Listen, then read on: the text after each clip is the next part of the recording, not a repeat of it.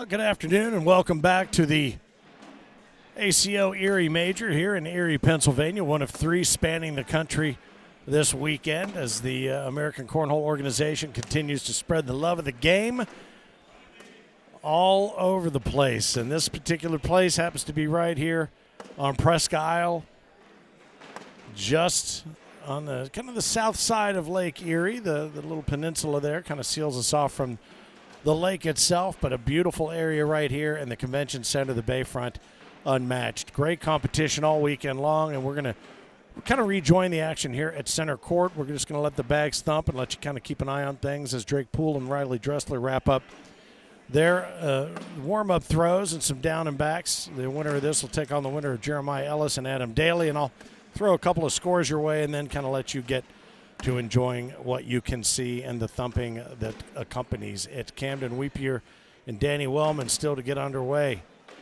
Dennis Posey took out Martina Belt in the upper part of the bracket. He'll face the winner of Joe Berryhill and whoever wins Barry Hempy's Scott Bright's match.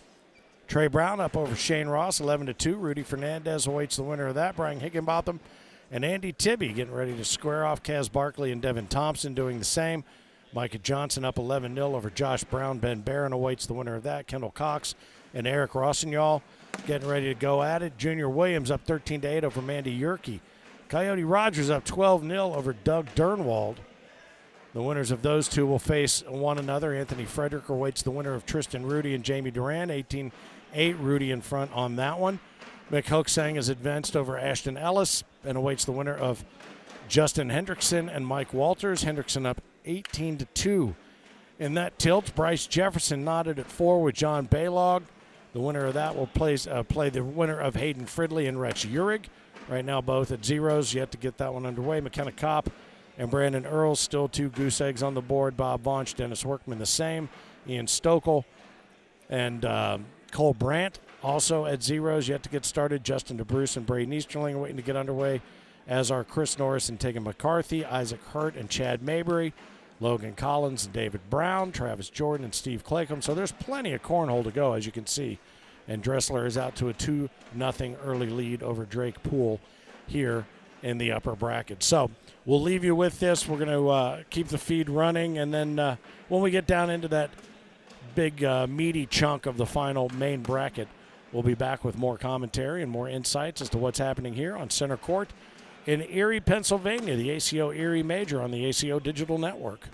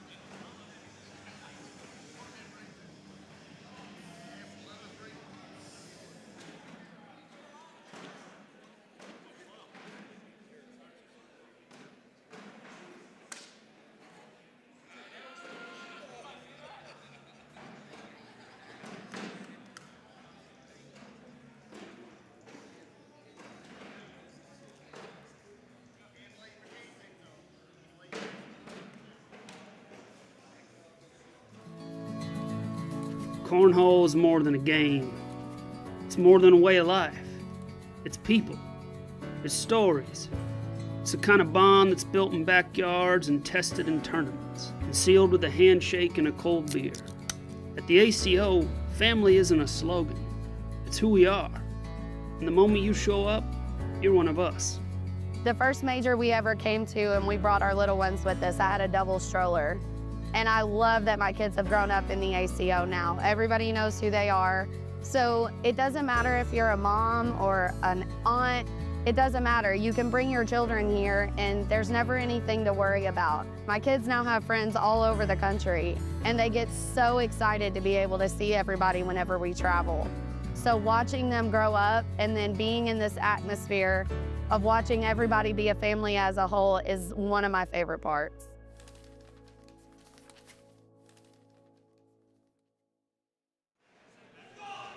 Well, center court continues here from Erie, Pennsylvania. The ACO Erie Major, one of 3 spanning the country this weekend. Finn, the loudmouth of the ACO, proud to be anchoring the coverage here, and we'll run you through our singles championship match here on center court as you've had a chance to watch some of the games leading up into the what's ultimately going to be the final portion of the bracket. We're in the top half of the bracket right now. As a matter of fact, Travis Jordan just knocked Jeremiah Ellis down to the bottom half of the bracket. He's going to have to work his way back up. Now it's for his trouble. He's earned Braden Easterling, the half of the Jeremiah Ellis Braden Easterling doubles championship team earlier this afternoon. So the action continues here. Hopefully you're having a great Saturday afternoon, no matter where you are, or I guess early evening now. It's happy hour everywhere, 5:45 on the East Coast, 2:45 West Coast. Travis Jordan, a guy that was just recently featured, player recently featured at AmericanCornhole.com as a player to watch. He certainly is one to watch this weekend as he continues to work his way through this bracket in World Singles. Braden Easterling, you heard a little bit from him during the interview after the World Championship doubles win right there, finishing up some warm-up tosses, get themselves ready to go, and we'll have the action for you here from Erie, Pennsylvania. Congratulations to yesterday's winners. Juniors Challenger Hayden Parlett throwing those Renegade Crossfire bags. Juniors Premier was Bryce Jefferson. He was throwing the CBC Predators. Cheyenne Bubenheim throwing her own bags. Those would be the Primetime Live Paydays. Bob Vaunch with quite the odyssey to get here to participate yesterday, throwing Lucky Valors that he had stopped and played another tournament to help continue breaking in before he got here. Took the seniors in the big monster blind draw. Justin DeBrusen and Josh Brown came out victorious. Cheyenne Bubenheim and the aforementioned Jeremiah Ellis won the co-ed division in the big blind draw. Chad Stickle and Hayden Fridley took the top honors, and in quads, Hayden Moore, Hunter McIntosh, Daniel Wine, and Frank Gears took the top spot in blind draw quad. So they have pressed play, and now we are underway as the first rounds of bags have been thrown, and a 10-on-6 puts Easterling up with an early 4-0 lead. I did not see whether a new layer of lip gloss was added to his better half's lips over there watching courtside.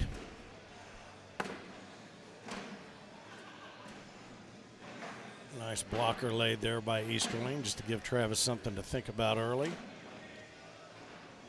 Going up. Thought he might be trying to go up and over. He was firing some airmails in warm-ups a little while ago. Braden kicks out off his own bag a little bit to the left, up and over. Just run it through, just give those two a job as bumpers to keep running up through the middle. Good tumble back into the hole. Nobody's going to try anything ridiculous. Just take what's given to them, and they do, and that'll be a washing 10 right there.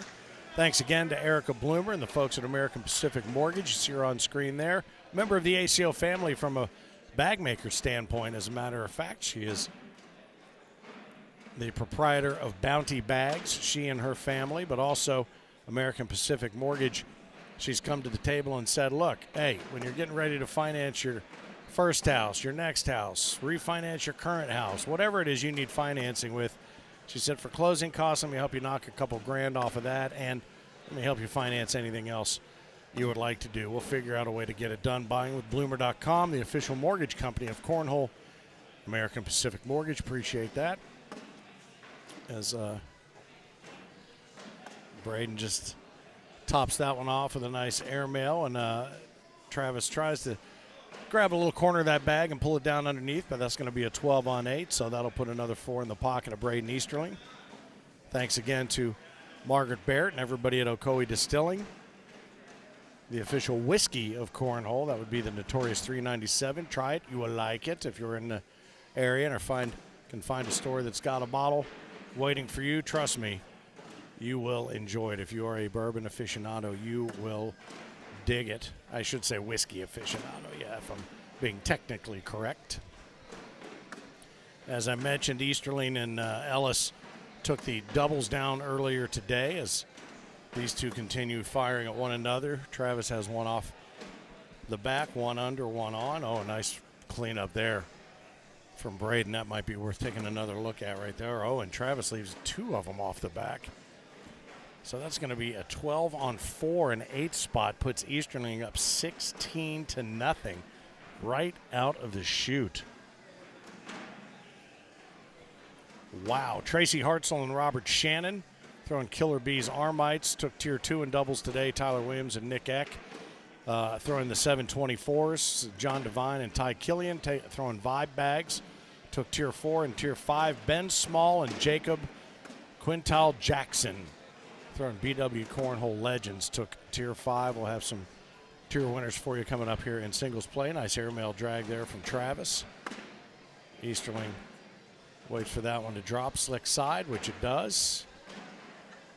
Travis going to try to cut right to left and just lost it a bit outside. Nice collection there to finish off. Almost as if on command. Here comes one of our tier winners to get his photo, and I think that's already going to finish this game. Yeah, is that a 12-on-7? How about that? 21-0 in 6 rounds. Braden Easterling puts an end to the top part of the bracket for the day for Travis Jordan, and he will continue on here on center court until somebody knocks him off of it. He will take on Brandon Earls, who you saw earlier with Colin, baby Earls, throwing in doubles. They made a nice showing for themselves, the brothers. So Easterling and Earls getting ready to tee it up here on center court.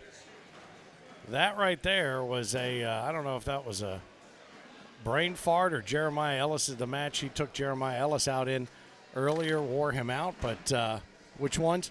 Oh, these are the BP Badgers. Okay, got it. Thank you. What do you got? What are you throwing?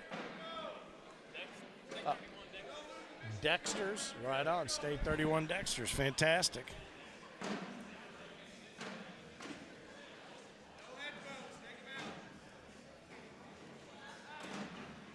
So Easterling throwing the State 31 Dexter's.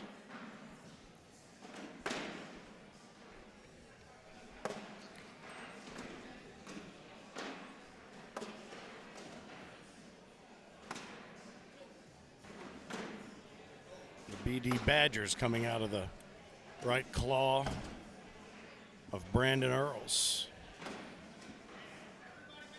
I was using initials to determine how I was going to keep track of that, and that doesn't help me much, does it?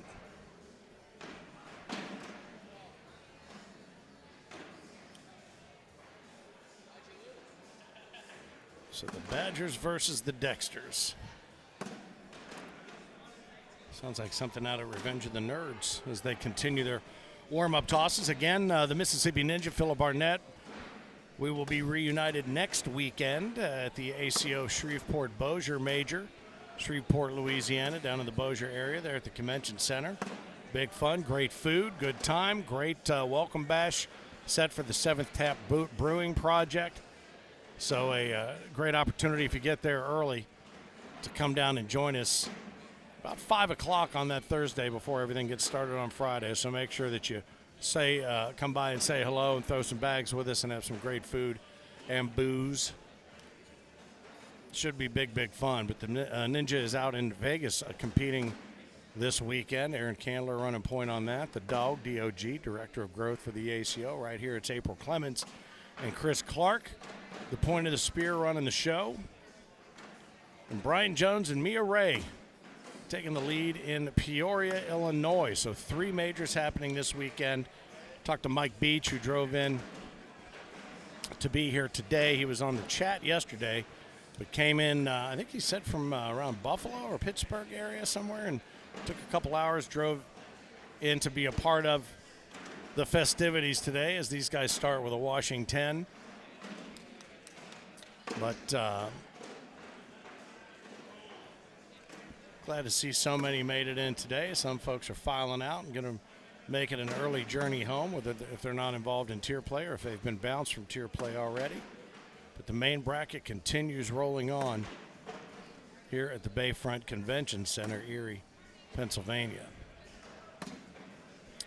Earls leaves one out there in no man's land. Easterling happy to take advantage of that. Not going to chase, just take the middle. 12 on 10, puts 2 on the board for Braden Easterling. Get him off to a good start. See what else is going on here in the main bracket. Andy Tibby up 13-12 over Micah Johnson. As we work our way towards the King Seat game.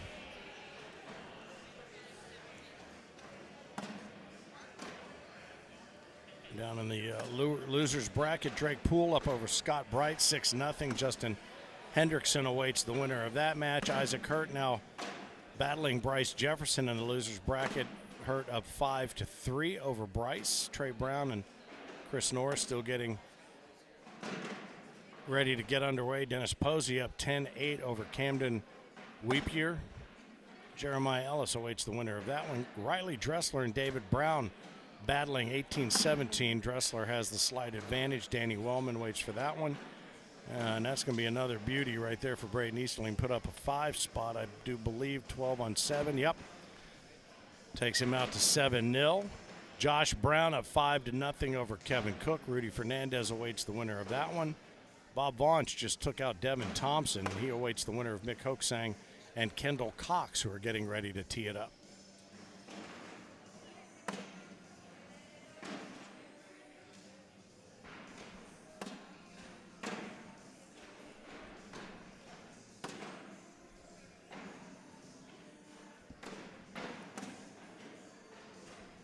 If you were watching that doubles final, you heard Easterling saying at one point in those early rounds, neither he nor Jeremiah seemed to be able to find their groove. And at one point, he even blurted out that his roll bag was the only thing he knew would work. So it all seemed to come together later on, and it certainly has.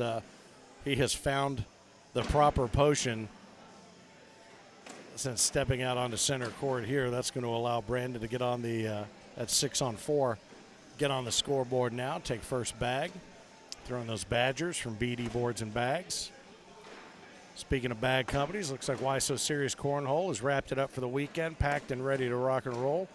Zach's Graphics still set up here in-house as Easterling tries to get the roll bag and ironically not working for him here.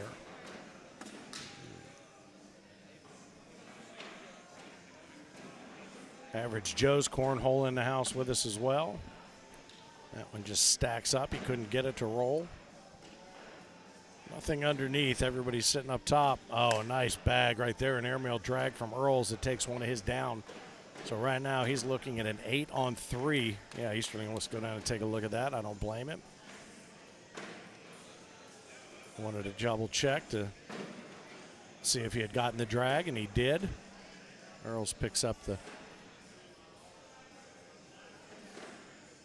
Dexter and hands it to him, the State 31 offering.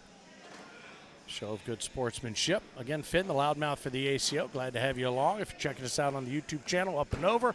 Oh, and he drops one and takes another one of Brandon's. So that's going to be a 10 on 6, a 4 spot to increase Brandon's chances of flipping that scoreboard around to his liking.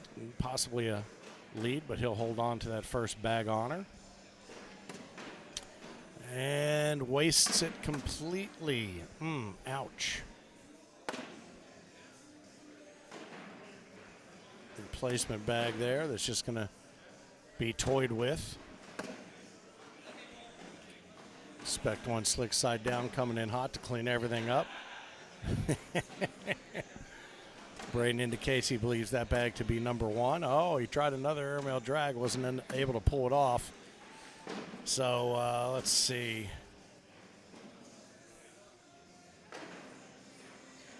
What's that going to be, a 10 on 7? 8 on 7.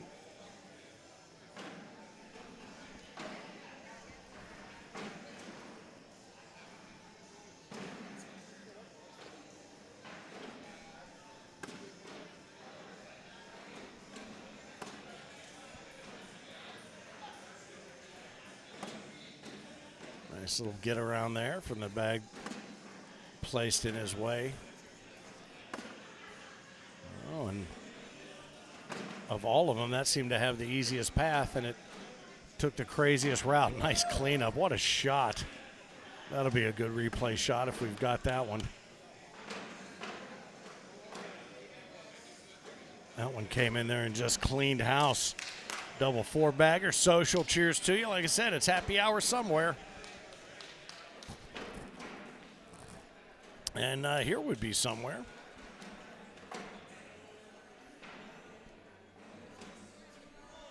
Thanks to Sydney and everybody at the Erie Sports Commission for making us feel welcome and helping us put this together. Looking back, forward to being back here next April, as a matter of fact, first weekend of April. No fooling. Nice roll there. He got it working. Did Braden Eastling. Brandon Earls with that big, long backswing and delivery. Well, actually, back to his bow to hit. Actually, they kind of have a very similar delivery, now that I think about it. I feel like Earls used to have a longer backswing.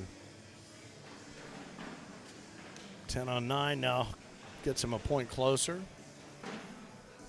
First bag, thumbs locked, lets it fly right in the middle left.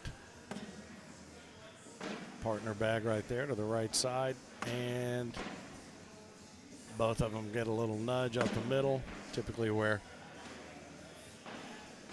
Braden Eastling likes to go up and clean everything up, and that one unfortunate there for Brandon Earls, but Braden is absolutely going to make him work for this. Gets that last bag to get in there and falls. He's going to come in and work around it. No, I thought he might try to muscle through it, and I can't see how much of it's over top of the hole, but that's going to be a double 8 wash right there. I thought he might be able to kick that one out. I don't know if that would be a full-on bar of soap or what would have happened there, but I think too much of it might have been hanging in the hole for that to happen. Micah Johnson took out Andy Tibby 21-19, so he will play the winner of this game, and that will be our king seat game. Or no, yeah, it will, absolutely. As these two continue to rack them and stack them. Drake Poole up 16-5 over Scotty Bright. Isaac Hurt down 9-8 to Bryce Jefferson. Trey Brown up 10-5, doubled up on Chris Norris. Oh, and he tries to go for that airmail, loses it off the backside. It's a 6 on 3. Yes, sir. Earls flips that leaderboard the way he wanted to see it. Dennis Posey up 16-12 over Camden Weepier. Ellis Waits, the winner of that one, 2-0. Dave Brown up over Danny Wellman. Josh Brown up 15-6 over Kevin Cook. Rudy Fernandez awaits the winner there. Bob Vaunch awaiting the winner of Mick Hoaksang, who is down 6-0 to Kendall Cox right now. Very bright future in the ACO. Kendall Cox has staring her straight in the face. Nice double 4-bagger there. Cheers to you. Well done.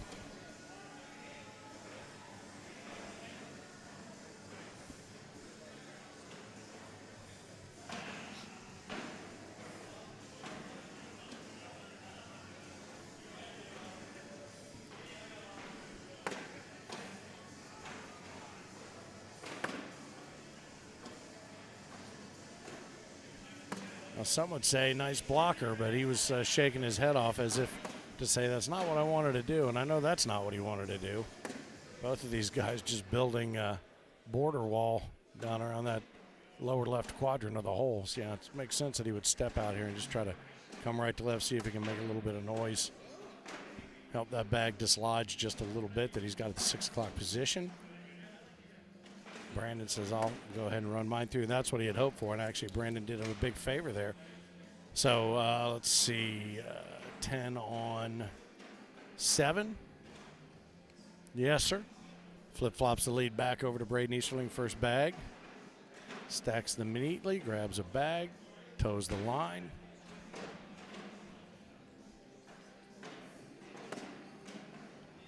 Micah Johnson came over to see what was going on here on center court, as he will face the winner of this game.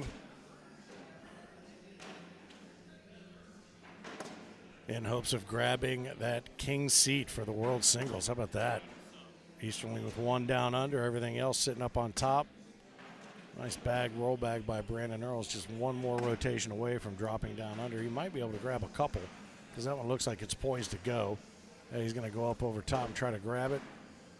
All right, each of them has 1 down.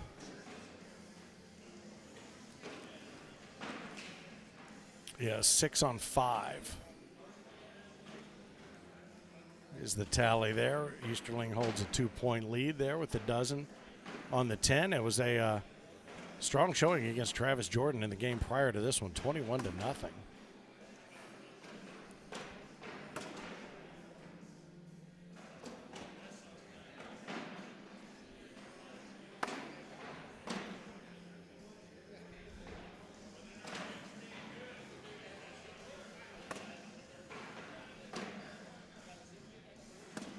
Coming in hot for the cleanup, gets a couple of them to go. I'll tell you what, Brandon Earls is having a tough time over there on that left side, managing his inventory. Take that one that's given to him, and he can't even take a slick side down up the middle, or down up the middle. Does that make sense? Straight through the middle. So that's going to be, let's see, 8 on 4. Yes, sir. And the race is on to find out who will take on Micah Johnson here on center court. We've seen a lot of battles here today that started out looking like they were going to be complete blowouts, and then the battle of chipping away at leads and attrition began, and we saw a lot of dogfights. It came down to one mistake or a fantastic shot to pull off a win, even from a comeback standpoint. Nice collection there from Brandon. Oh, and that one just had a little too much on it. Is he going to be able to cut that through there and leave one of Braden's alone? No, he's suffice to say he'll take that 12 on 10 and put a couple up against that deficit, so cuts the lead to 4. Drake Poole up 20-14 right now over Scott Bright.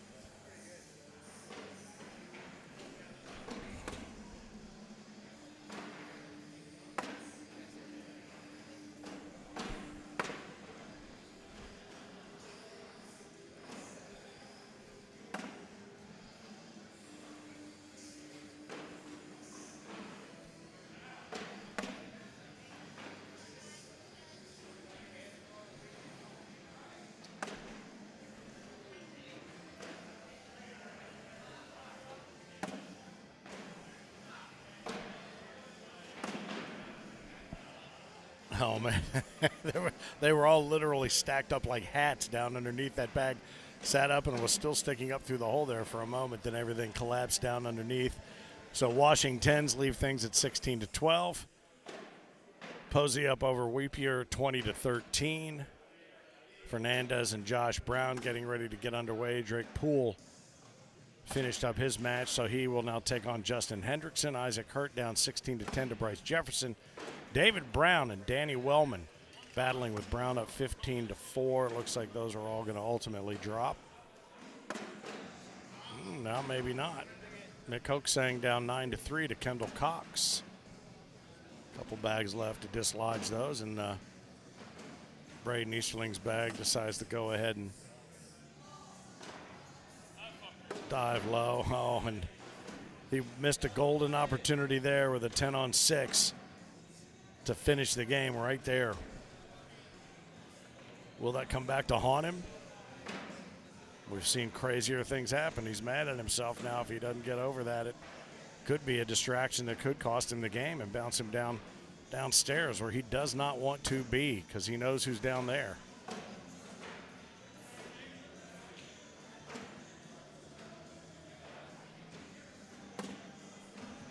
One out in left field that he's not going to be able to contend with there. So Brandon Earls has a great opportunity right here to gather a couple back. Nice bag there. Boy, and he went and joined him back there in no man's land. And now there's a couple back there going to start a meeting. Is he going to be able to collect both? And he does. How about that? A 10-on-8.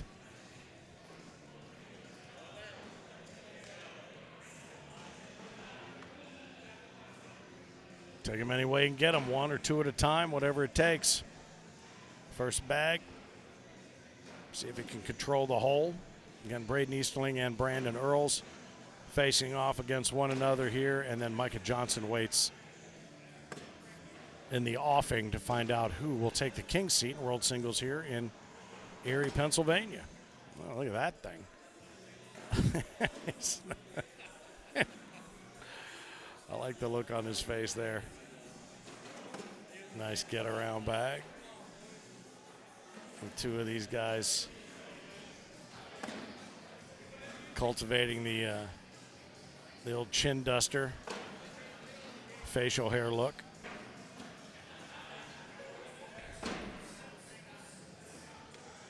Try to roll it up and over, loses it off a little bit to the left, but right now we're looking at 5-on-3. Wants to go down and take a look at it, does Brandon. Remembering that Braden's got a bag left in hand, so he's going to go down there and eyeball it. Again, 5-on-3 showing the advantage to Easterling.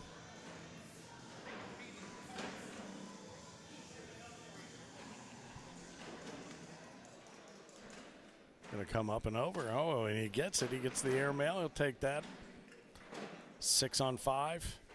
This for the win. If he can get it to get up and in, he's going to go and kick one down there. So that's going to be an 8-on-6, and that's going to do it. Braden Easterling will advance with an 8-on-6, 21-14 over Brandon Earls. Well played. Nicely done. Kudos to all involved. And now we will see Micah Johnson and Braden Easterling battle for the king seat.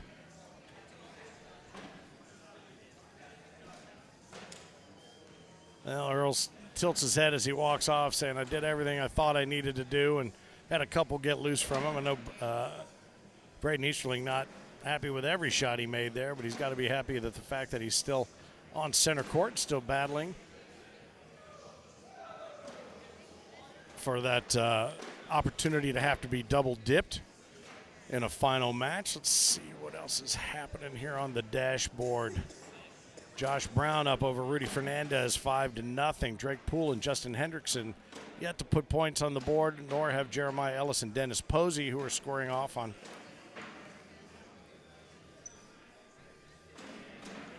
court 3. Let's see, Isaac Hurt has now recaptured the lead against Bryce Jefferson, 17-16. Posey is now up 4-0 on Jeremiah Ellis. Mick Hoaxang down 11-10 to Kendall Cox. And Drake Poole just posted a pair up against Justin Hendrickson right now. So that's what's going on live right now around the different parts of the singles bracket.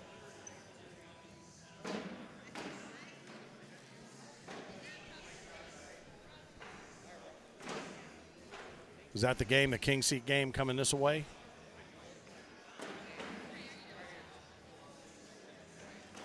Yeah, no worries.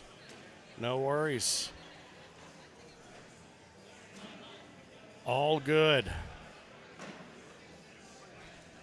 Again, appreciate everybody's participation. Safe travels to all around the country, whether it's Peoria, Vegas, here in Erie. Saw Ian Stokel a little bit ago. He said Storm and his better half have a new baby, so he wasn't able to. Storm Hog was not able to make it out this way, and not sure if they're going to make it back to Canada or not, as they did for the first run around in PEI, Prince Edward Island, but looking forward to that. Don't forget, next weekend we will be coming to you live for a Pro Series Skins Extravaganza. That'll be in Shreveport, Bossier. Only one major that weekend. We won't know what to do with ourselves with all that extra time to cover. Then it's off to Upland, California, where there's been a little bit of a schedule change. If you're planning to head to the West Coast, or you're on the West Coast and planning to be at Upland, know that Friday's schedule will be as usual, but Saturday doors will open at noon and the bags will start flying at 12:30 for doubles, singles, and all tier play. So that'll be the Upland, California schedule. We've still got the UK to get to, Mobile to get to. Looking forward to getting back to Branson to wrap everything up here for season 21, and then we'll all gather together July 21st through the 25th at minimum, if not a few days earlier than that, for the World Championships of season 21. Then we begin the long road to Medford, Oregon. 2 majors between now and then for you to get out and check out the Rogue X in the entire area in season 22 before we head there for the World Championships of season 22. So we'll look forward to having a lot of folks come out and explore an area maybe you wouldn't have been to had it not been for Cornhole. And an opportunity for you to get to meet some of these players, like some of those that are playing in Vegas right now. The Josh Neville, Scott Swenson, the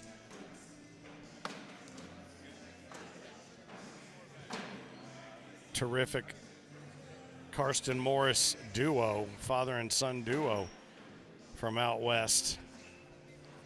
Host of others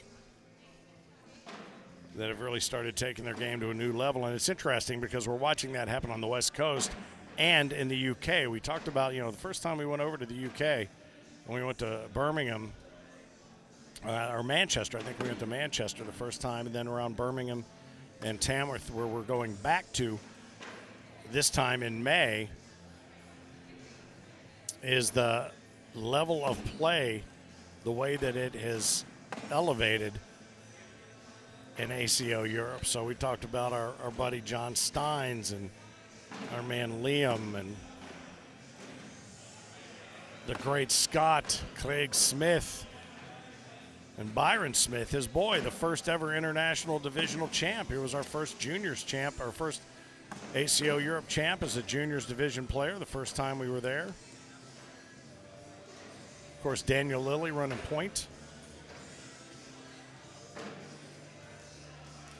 The Wiz, John Wizart. Don't want to forget the Wiz and the Wiz Wiggle. Easterling drops 4 bags, takes a 2-point early lead over Micah Johnson. You saw Micah earlier today in doubles. Had a good match here on center court, standing shoulder to shoulder with Russell Tabers. I saw them over there chatting it up.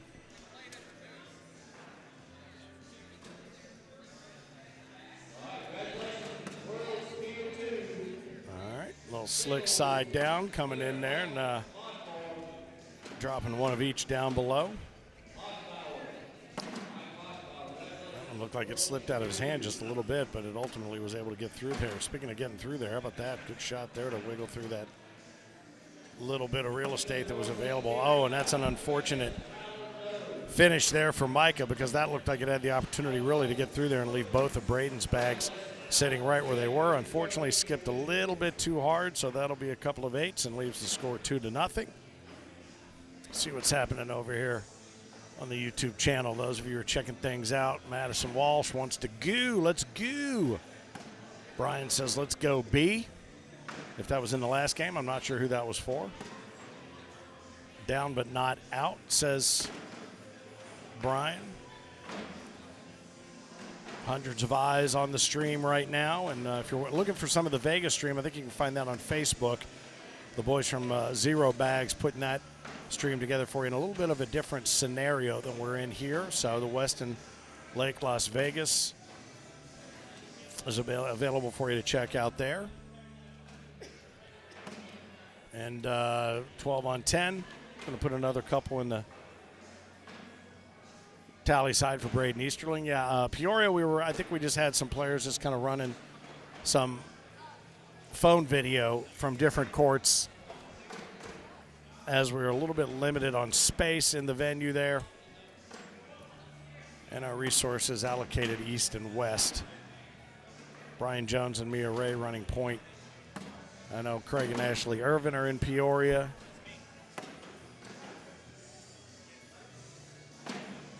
I think Sean Priest is in Peoria. He didn't like it, but it's not the worst bag in the world. Still leaves him the opportunity there. Nicely done there by Micah. There's an opportunity for Braden to go in there and try to grab that, as he's very accomplished at doing, but Micah's going to take that open real estate. Yeah, and he kicks just enough to get it up there. Pinch Braden's bag, leave him up top. A couple of washing 10s, and we move on. Robert Finn, I already love you. Let's go. Great broadcasting, gentlemen. Well, you know what? Appreciate that. Thank you much. It's always a pleasure to sit here and get to watch people do things that I cannot do, and that's pretty much everything I watch, no matter what it is. Nice roll bag to get up in front there and change the dynamic. But you want to talk about roll bags, none better in the entire ACO than that guy. Micah going to try another. Oh, he doesn't need it. He just scoots in to right to left. I guess that outside arm works perfectly to the advantage. And Braden kicks just a touch off of his front bag and leaves it off the backside. Little pull on that one from Micah right to left. Not so much. So 6 on 5 right now, and that's going to be a bizarre way to get to a 6-6 wash. But nevertheless, there it is. There's the remaining folks who are here either to compete or watch those who are competing. And again, you see Average Joe's and Zach's graphics there. You can, if you look hard over there at the concession stand, you can see Pam Anderson. She's over there.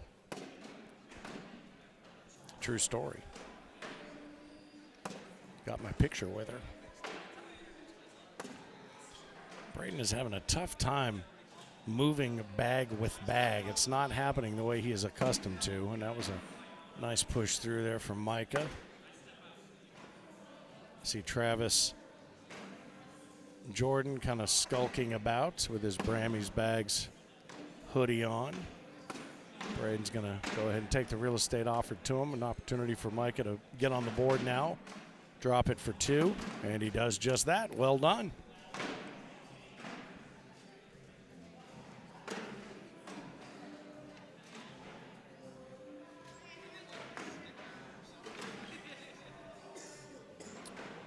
Eric and Anne-Marie Tischler over there with the Average Joe's Cornhole.com tent up there, selling their wares and getting us prepped for about a month from now. The Long Island Major in Medford, New York is going to be run at Pickleball Heaven, which is a facility that they helped secure, and so we're excited to get there for the first time. We know we're going to be back here in Erie in April of next year in season 22, so the venues continue stacking up, new places to play, new games, new names. It's what the entire thing was created to do back in 2005 as we are getting ready to head into the home stretch here of season 21.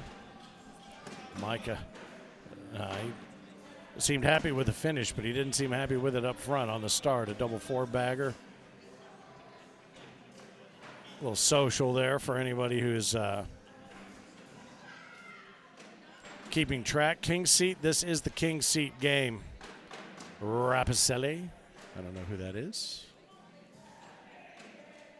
But the winner of this game will sit in the king seat, and then the other will work to run against the gauntlet that's being run right now.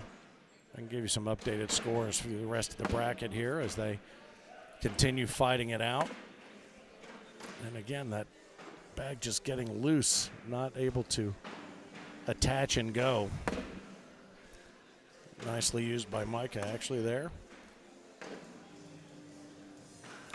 Gonna be rough with that outside arm, nicely placed. He's gonna step way out See if he can hook just a corner of it, slick side down, and make it happen. That's exactly what he does. Fantastic shot. And that's what we're accustomed to seeing, but it seems like his slick side is performing better for him, almost in a do-or-die situation. That's going to be another crazy Washington, leaves it at 4-2. So Bob Vaunch right now is up 18-0 over Kendall Cox. Dennis Posey up 14-5 over Jeremiah Ellis. Justin Hendrickson up 18-7 over Drake Poole. Dave Brown and Josh Brown getting ready to face off. Nothing on the scoreboard yet. And as you see here, 4-2, Braden Easterling over Micah Johnson.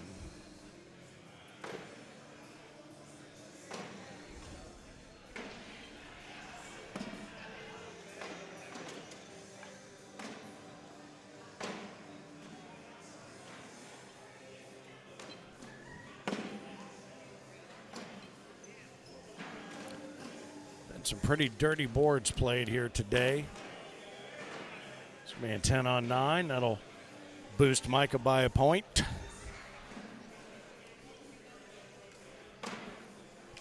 As I try to untangle myself from the table cover.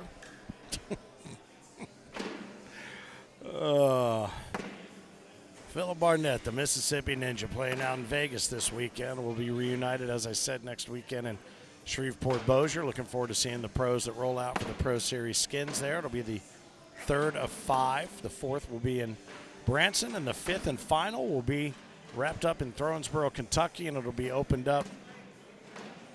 And it's going to be a battle, just as it was at the Super Major at the turn of the year.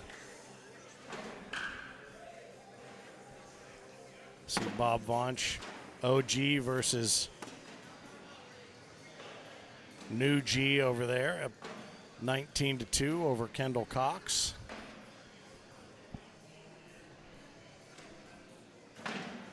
Dennis Posey up 14-9 over Jeremiah Ellis. Justin Hendrickson 18-7 over Drake Poole. Dave and Josh Brown still yet to put a score up on the board. Micah leaks one in from the right-hand side to get things started.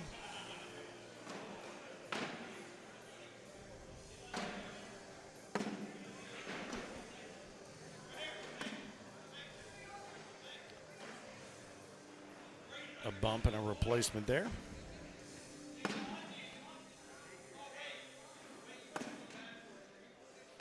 State 31 Dexter's being thrown by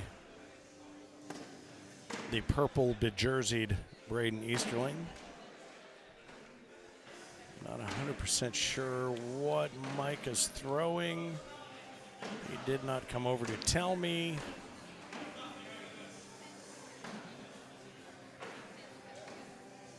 I see that ACO stamp on there. That's all I need to see.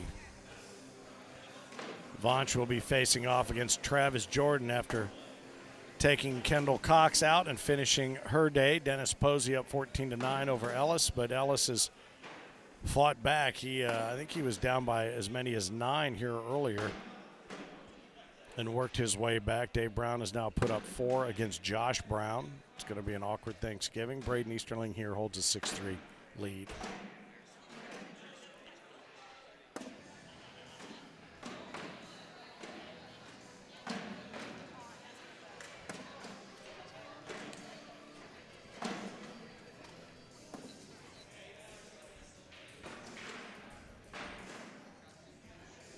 That is a Philip Barnett big old pile of mess right there, and that is a PPR killer, but no blood, no foul. 4-4 as we head into round 13 with a 6-3 score. This one could end up being a time killer, and it's going to cost somebody the opportunity. Well, actually it won't. Once they drop down, the bottom half of the bracket can continue rolling as it is. Dennis Posey now up 18-9 over Jeremiah Ellis. Dave Brown still adding to his tally now, 6-0 over Josh Brown.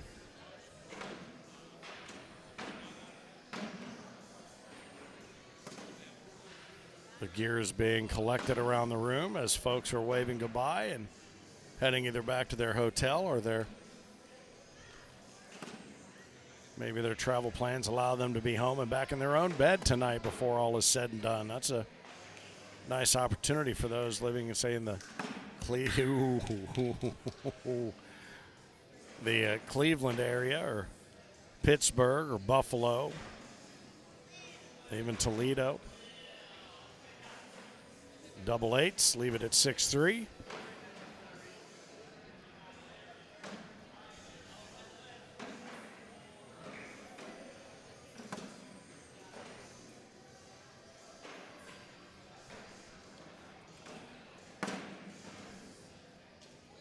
Not worrying about replacing a lot of bags as Micah. When he gets the opportunity to run him through and just get that bag down underneath, he takes it. That's a fantastic roll right there to get around that blocker. And Easterling says, all right, I gave it a shot. It didn't seem to bother you, so I'll just go ahead and get rid of it, erase it. Nicely thrown by both. Leaks in from the 2 o'clock position for the wash. And it's done. Another double 4-bagger. Opportunity for another social. Cheers to you. Travis Jordan takes an early 2-0 lead over Bob Vaunch. Dennis Posey now up 18-11 over Jeremiah Ellis.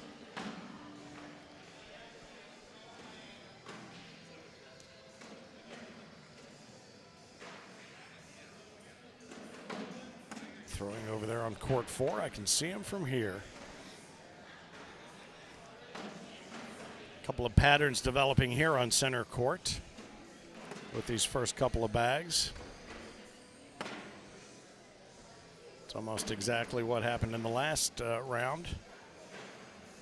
First bag run through, and except for this time, Micah unable to pull off the roll bag, and so Easterling makes him pay with the airmail and leaves that blocker in place, so it's going to force him to have to try to get up and over that again.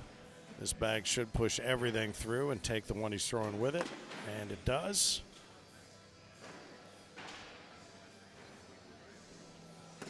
Hits low, lands lower. 12 on 10. That's going to put Braden Easterling up on the snowman as we head into round 16 here on center court. Posey and Ellis now. Posey up 18-13. So the chipping away continues by Jeremiah Ellis, whose son Ashton made it into the main bracket here in Erie. He said he was really proud of that accomplishment. That's awesome. I don't know how old he is. I think he'd be lucky to be 10, I think. Travis Jordan holds a 4-0 lead over Bob Vaunch. Bob a battler, though. We'll see what happens there. And Micah loses one off the right side of the board. Dave Brown up 6-2 over Josh Brown. Oh, and that one kicked one of Braden's down low. He's going to cut it up and over, and he rolls it. Yeah, nicely done. Rolls it up, kicks the back, drops it under. So this right now is a 10. Oh, and it is a 12 on 5. A 7 spot blows this thing wide open.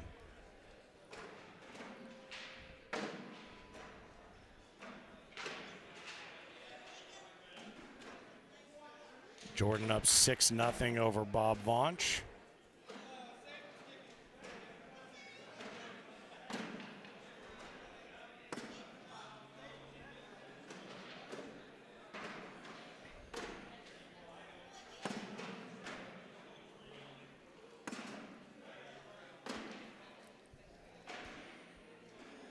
Micah just a very determined, direct, put it in the hole kind of player. Nothing fancy really. He's got a nice roll bag, which we've seen, but he just understands the goal, and that's put it in the hole. And there's that roll we talked about. Nice scoot.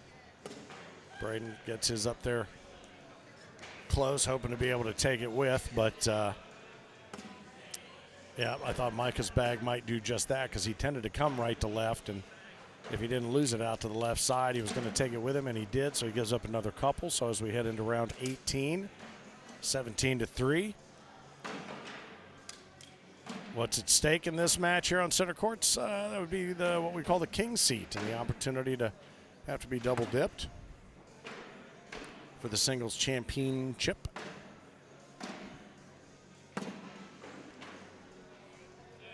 And when he misses, he does miss left, and Braden uttered a little something when he let that one go as if he wasn't happy with it, but it does the trick. It's a maybe an unintentional blocker, but it allows him to do exactly that, which he does best, and it seems like he's found his groove back on the bag movement. Nice airmail by Micah to try to grab a little bit of that bag down to the low 5 o'clock. So right now we're looking at a 12 on 5, and that's going to be it. The 12 on 5 does the trick. Braden Easterling will hold on to the king seat. Micah Johnson will now work his way out back through the, through those who are working through the losers bracket right now as the 21. Oh, wait a minute. Did I get that wrong? No, I got it right. Yeah. There we go. 21-3. All right. So Travis Jordan up over Bob Vaunch, 6-2.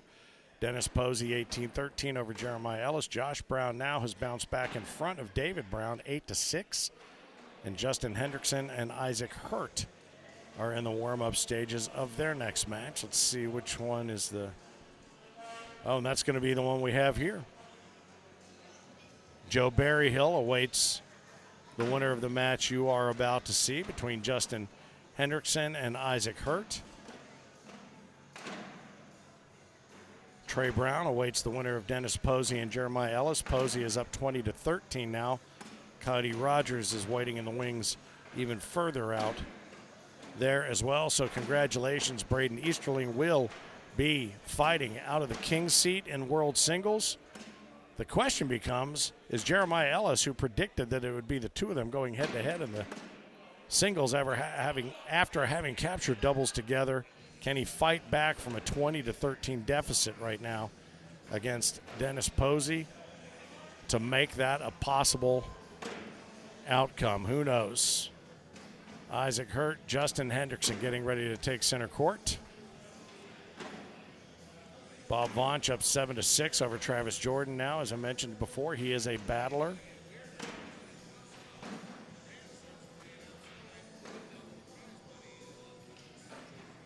A lot of bags in the hole over there in that Posey-Ellis matchup. Every time I look, one of them's disappearing down underneath the board in rapid-fire succession. Ooh, and that one hangs up on the side, and I think that... Is that going to do it? Yeah, I think that does it. Jeremiah Ellis's day is done. That puts Dennis Posey on to the next round. And how about that? One bag hangs up at the 11 o'clock position. I just happened to glance up and see it as they were firing on all cylinders. But that's going to do it. So Dennis Posey will move on now to take on Trey Brown. So Trey Brown is alive. Dave Brown is alive. Josh Brown is alive. Josh holds an 8-6 lead in that match. Bob Vaunch extends his lead 9-6 over Travis Jordan. These warm-up tosses from Justin and Isaac wrapping up. I know he's throwing the big D's. Do not know what Justin is throwing. Maybe a BD bag, is that? I'll ask him here on the walk. They have yet to hit play.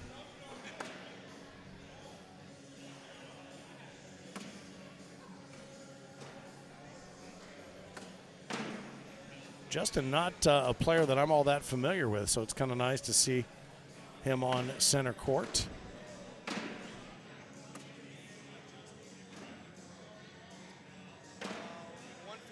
Bag company, the Phase X. Phase X from 157 Bag Company. 157 bag company, the Phase X. That's a new one on me as well, that line. I don't even know how to spell it, so I'm going to do it phonetically because you can't see what I wrote. I guarantee you, if there are 10 ways to spell this, I've picked the 11th.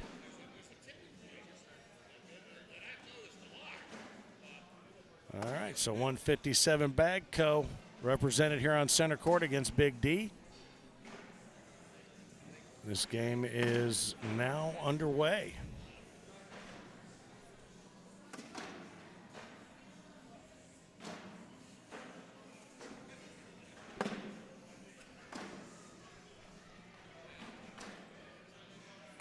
First couple of rounds to feel each other's game out.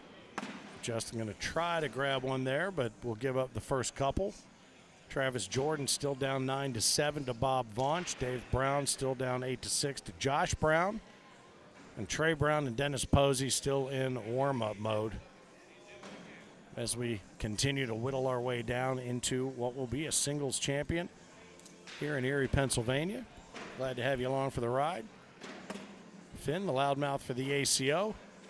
Looking forward to reuniting with my partner down in Shreveport, Bossier for the Pro Series Skins next weekend. Looking forward to that.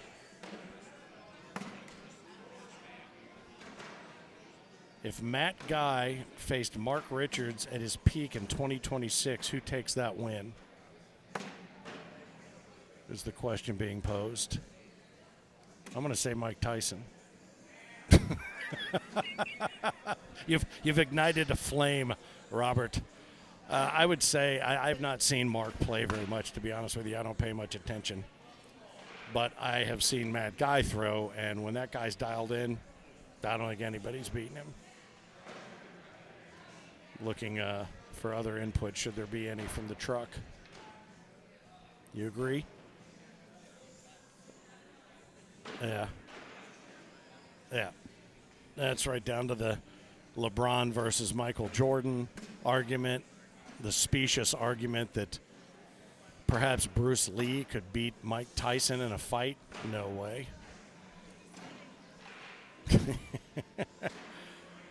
Henrik Huckleberry, my husband and I love cornhole. Outstanding. Thanks, Darren, for the Phase X. I was close. I got three of the letters right. But when I cross out the part that I did wrong, that makes it look even better, like I did it on purpose. As Isaac holds a 4-0 lead, looks to extend that to pick up another couple here. That one, he said sit as he let it go. He was able to roll that back around, so death by 1,000 cuts, or is it just center court nerves? 12 on 10 puts another deuce on the scoreboard for Isaac.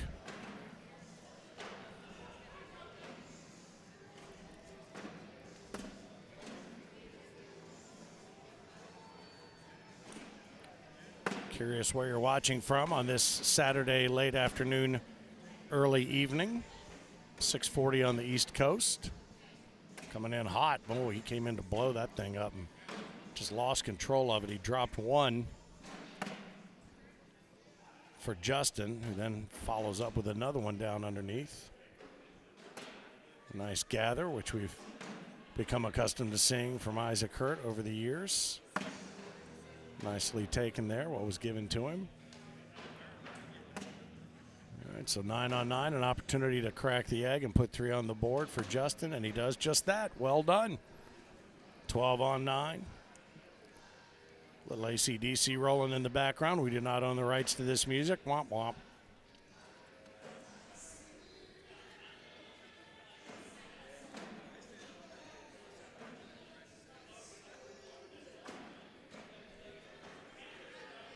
Take a quick look around the dashboard. Bob Vonch holds an 11-9 lead over Travis Jordan. Trey Brown, Dennis Posey in a battle. Brown up 4-0. Josh Brown battling back now to take a 12-11 lead over David Brown. That's a lot of Browns. I suppose this close to Cleveland, that would make sense.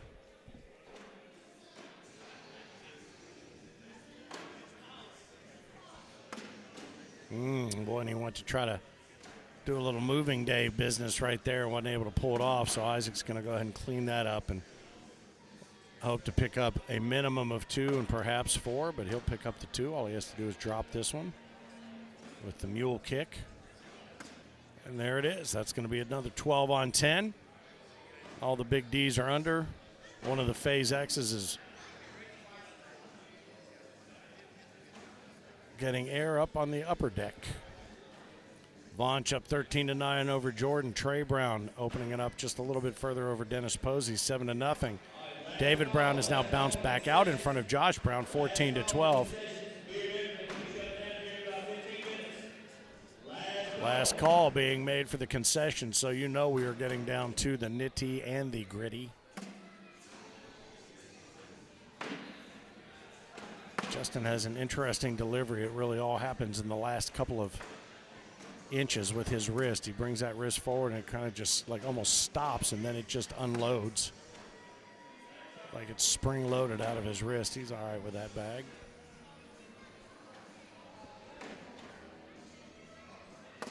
Mm.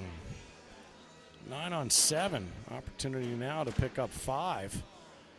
Oh, and he doesn't. He misses a golden opportunity there. So 9 on 7 puts Justin Hendrickson a couple points closer to Isaac Hurt. Takes his bags, gets them piled up, ready to let go.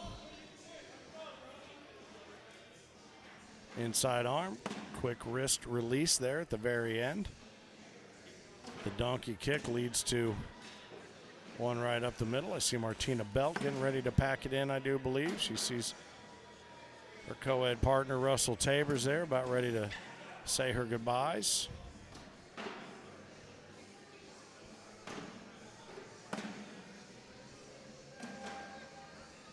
Bob Vonch has now opened up a 17-9 lead over Travis Jordan. Trey Brown up 7-1 over Dennis Posey. Oh, there it is. That's the first one of those I've seen today, that double clutch restart. Coming in hot to try to blow it up. Gets one of each to drop down under. Pair of 7s.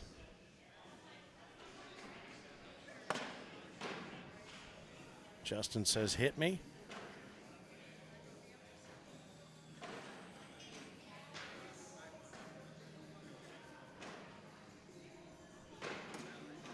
Oh, and unlucky for Isaac right there. He drops one down underneath, so that's going to be a 12 on 8. And a 4 spot gives Justin Hendrickson the lead. So those Phase X bags will now be running out front with a lead. Bob Vonch up 17-9. Trey Brown still up 7-1 over Dennis Posey. David Brown up 18-12 now over Josh Brown.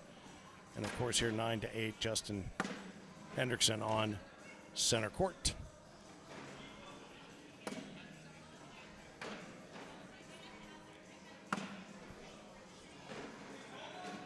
Bag for bag, hole for hole, nothing fancy.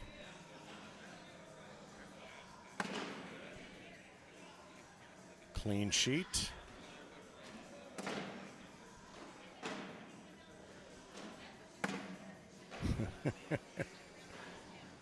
Looks familiar. Coming in to grab them both. Oh, and he loses one off the back, so that's going to be a 12 on 9, and the 3 spot gives the dozen to Justin Hendrickson. Hey, just a reminder, too, if you've been a part of the Punta Gorda event in June with us the last couple of years, the Gulf Coast Classic. Not a points earning tournament, just a great opportunity to get together for 3 days in the sunshine. This year it has been postponed from June of 2026. We're moving it to June of 2027. I think 17, 18, and 19. Don't quote me on those dates. But Twisted Fork will be where we begin. The 4 Point Sheraton after that for the next couple of days. But that has been moved to 2027. So if you've been looking around for it in Scorholio to get signed up, understand that that registration is going to be for 2027.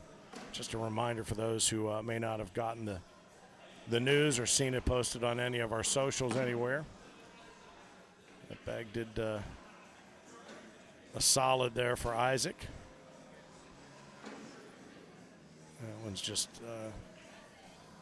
waiting to head downstairs, and it does. Take 2 back, will he? Yes, he will. A little kiss off of the Phase X bag, and Big D drops down low, 12-10. Isaac takes first bag back.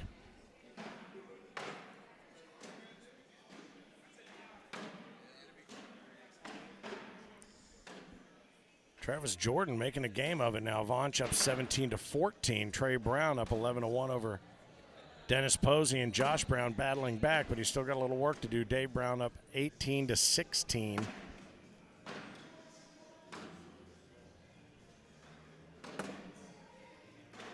Glad to have those of you who are watching along with us now. Again, 6:47 on the East Coast, 3:47 on the West Coast. Sometime in the middle of the night out over in the UK.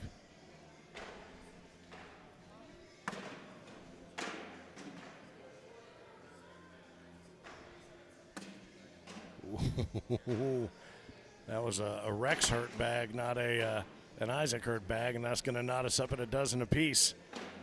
That bag gets away from Justin, and that fourth bag blues, boy, I tell you, it's amazing how often it shows up. No matter how good a player you are, everyone is subject to that, getting bit by that. Thumb is locked, donkey kick is made, bag is hung up on the lip like clockwork. Well placed. Well replaced.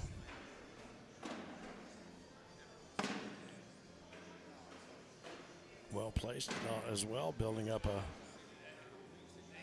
front barrier, continuing to add to it.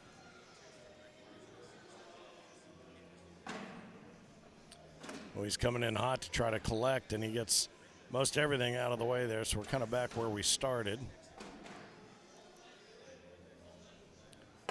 Nice. Oh, and a good attempt to collect. That's typically one of his best shots in his arsenal. Oh, and a nice bag there, Justin. Just a little bit unfortunate he didn't get a little bit more wiggle on that front bag. So washing 10s keeps us at tied up 12s.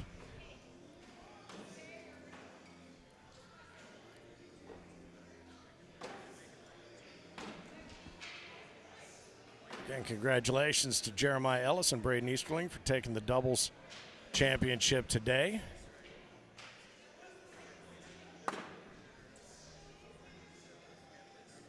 That one gets away from Justin, and oh boy.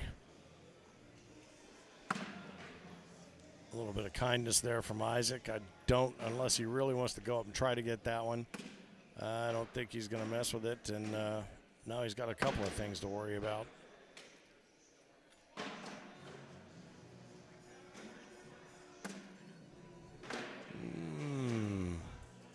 One, let's see, 2 under. All right, so that's going to be, 10 on 8, so that'll put Justin back up.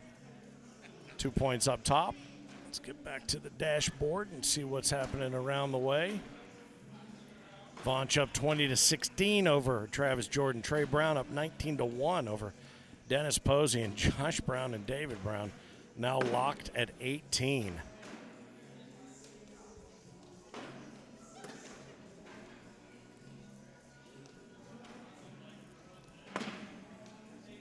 Trey Brown just finished that one off. Now he's warming up, getting ready to face off against Coyote Rogers. So congratulations to Trey Brown for the big finish there. Justin's got one down under, everything else stacked up on top. They're going to come in, pull the pin fast, slick side down, I believe so. Coming in hot, try to blow everything up. Moves a couple of things, got another shot at it. Oh, and he left a wide open center lane, did Justin, for what Isaac likes to do best. 6 on 3 now becomes, oh, nicely done. Nicely done. That is a 10 on 6, a 4-point swing. And he opened that center lane, and it was all but done for at that point. Vonch and Jordan still 20-16, Vonch in the lead. Josh Brown ended up victorious. Now he and Tristan Rudy are in the warm-up throws. Trey Brown and Coyote Rogers warming up, getting ready to go.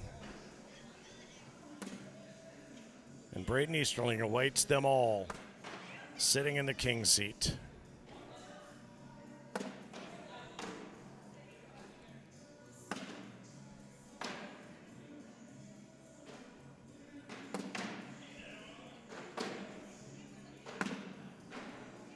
You know, I do admire Justin's patience when he leaves one out in no man's land. He doesn't fight. Well, he does fight the urge to chase and do something silly, so he just takes and minimizes whatever damage is there. I think we've seen over the years that, and as many games as we've seen, Isaac tends to take more risks, but I think Justin is smart, knowing that if he just minimizes the damage, there could be a 4-point turn anywhere. And we've seen that a couple of times in this game already. I'll tell you what, he has figured out how to fold it over that lip a number of times. Every single frame, it appears. That one's going to go with slick side wetting up in the back. Nice little backboard there, but with 2 bags left, you know it's coming. And, oh, well. How can I make my dripping noise if it won't? There it is. This is when I really need someone else to talk to.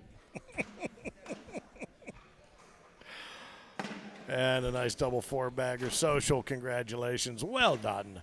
Well done, everyone.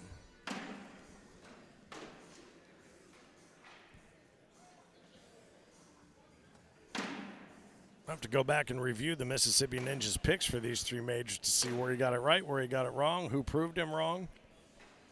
As we continue to wrap things up, things still going full bore in Vegas as well. A couple hours behind us here, so the results will be leaking in through the course of the late afternoon and early evening.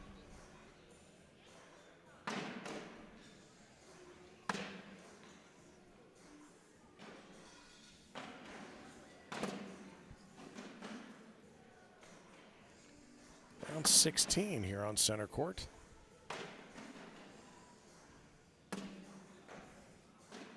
Four-bagger from Isaac. Justin doubles his up and gets it. He was, yeah, you can see the look on his face like, yikes. So 18-14, Hurt holds the lead.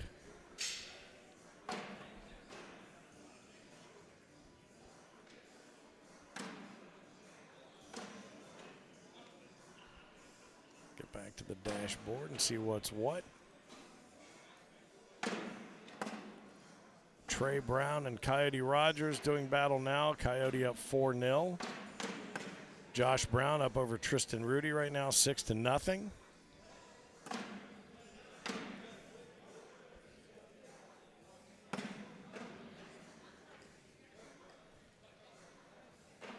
These two continue to exchange jabs and body blows. He's kind of returned the favor from an earlier round with leaving that middle open. If Justin wants to come slick side down and run it through and leave his sitting there, that's exactly what he did. Philip Barnett would be so proud of me. And now he's got bumpers on 3 of the 4 sides of the hole. Just run it right up the middle, cut that coin slot. Oh, and he lets two of Isaac's bags drop with it. As a result, he only picks up a couple. He had a really great opportunity there to pick up 6. But instead of being on 20, he's on 16, so Isaac holds a slim 2-point lead. Coyote Rogers holds a 2-point lead over Trey Brown. Josh Brown 6-0 over Tristan Rudy.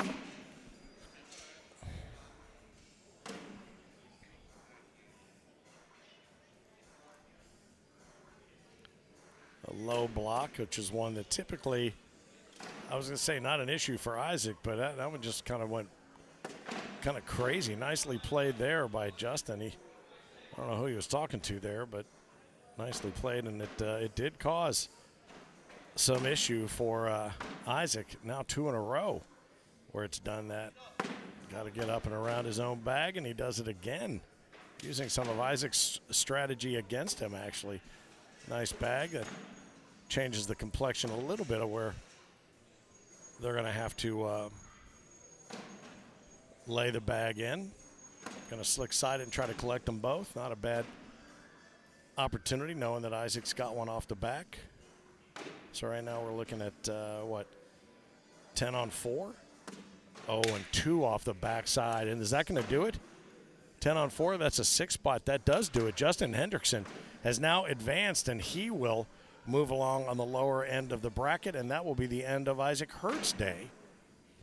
So as Braden Easterling sits in the king seat wondering who it is that's going to saw their way through the bottom half of the bracket, that one did not hurt his feelings much. Well played by Justin Hendrickson, 21-18, and those Phase X bags crossed another one off the list of opponents, and that is going to bring Joe Berryhill up to center court against Justin Hendrickson as they get ready to warm up.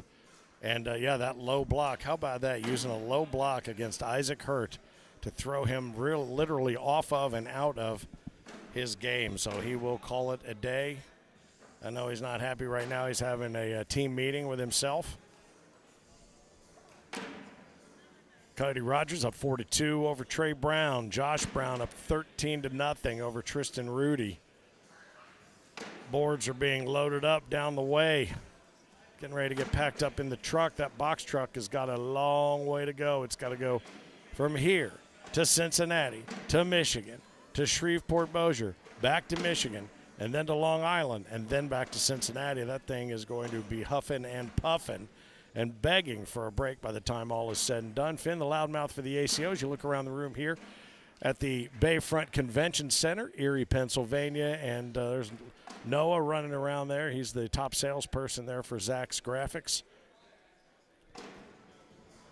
He just gives you a wink and a nod, and you say, I'll buy whatever it is he tells me to buy. So Zach and Sam over there sharing their wares and their artwork, as Anne-Marie and Eric Teschler are with Average Joe's Cornhole. Always appreciate having our bag makers along with us here, no matter where we are, no matter what venue. Some we have more space than others, but always glad to have them. I want to say Zero Bags is out in Vegas. Let's see, who was it? Who rolled into Peoria? NFQ and Lucky's, I believe, were in Peoria with the crew out there. Brian Jones, Mia Ray, Craig and Ashley Irvin, Sean Priest, Weston Las Vegas, Weston Lake, it's Aaron Candler, William Howe, Michael Mann, his crew, Juana Karash, Kim Jackson. The Zero Bags team is streaming out there, so you have an opportunity to pick that up on the Facebook.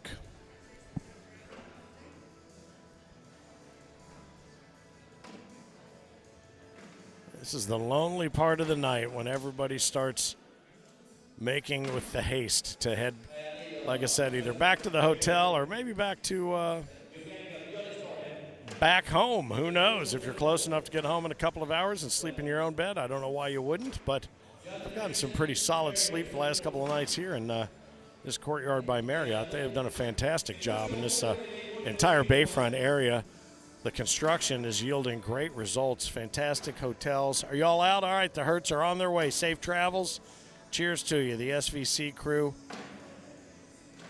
Over there giving hugs to Isaac Hurt as he walks away earlier than normal from a major. That is an absolute fact. Although, this keeps the SVC crew from having to stick around to the bitter end and then finding a Waffle House that's open somewhere at 1 o'clock in the morning. They're finally going to actually get to eat some regular dinner food instead of breakfast for dinner, although that is one of my favorite things. Love me some breakfast for dinner. Oh, since I know you asked. Cody Rogers doubling up right now on Trey Brown, 8-4. Josh Brown up 13-8 over Tristan Rudy. And Justin Hendrickson and Joseph Berryhill getting ready to do battle here. I'm going to guess Berryhill throwing Brammy's bags. If not, I would think Brammy's would be thrilled with his choice of outerwear today.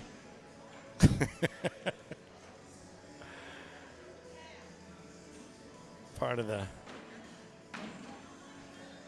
Brammy's Bags and Boards Company.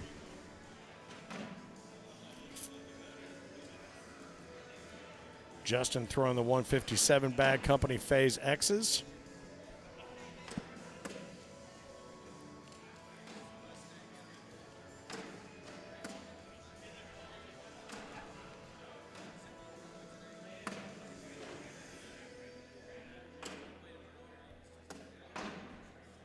Pretty colorful bags, actually, he's got going on there. Kind of an explosion of color in different hues. Why did I get a Facebook notification on my watch? Stupid watch. Oh, my boy Bronson Arroyo and some buddies are going to be playing at a VFW post here later on tonight, so I got a reminder for that. Don't think I'm going to be able to make it.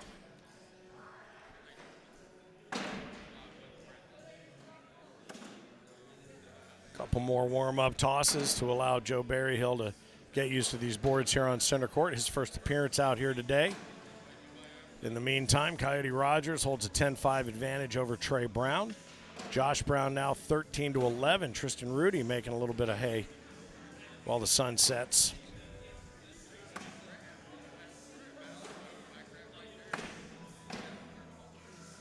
Gonna get that out of your system early.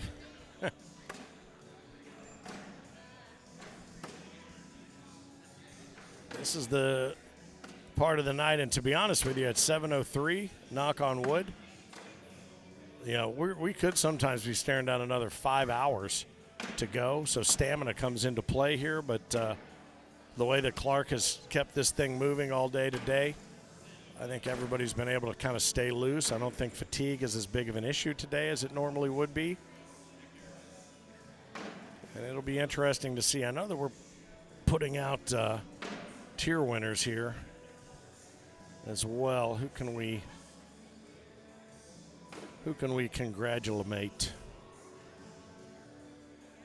Jacob Quintal Jackson, BW Legends Bags, took Tier 4 singles. Tier 5 singles, it was Tyler Nogel from New York, throwing TNT Warhead 2.0s. Tier 3 singles, Hayden Moore from West Virginia, throwing the IMF Maelstroms. And Tier 2 singles, it was Mike Mossbauer, Pennsylvania born and bred, throwing the 724 shade bags. I have to check on that Maelstrom spelling right there before we put that out on the graphic, but congratulations. These guys have pressed play and ready to roll, and Justin Hendrickson racks up an early 6th spot right out of the gate in the first round.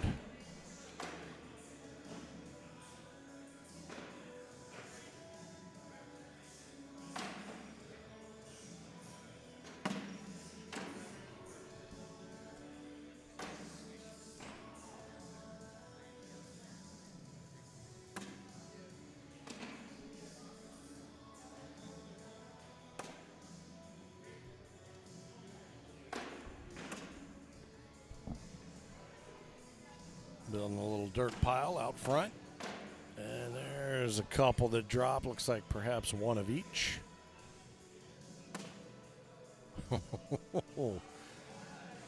Little manipulation up there on the front lip of the hole. Trying to run through that to collect, and left one laying on the outside. So this could be a 12 on 8. And it is. So that puts Joseph Berryhill in there a little bit tighter up against that 6. Nicely done.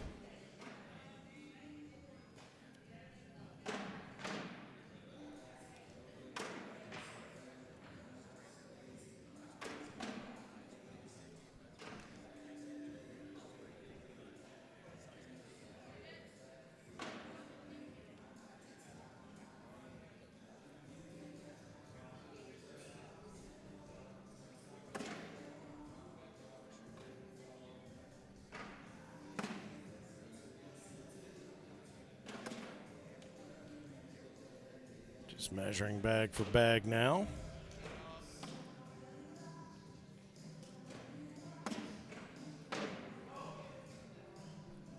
Ouch.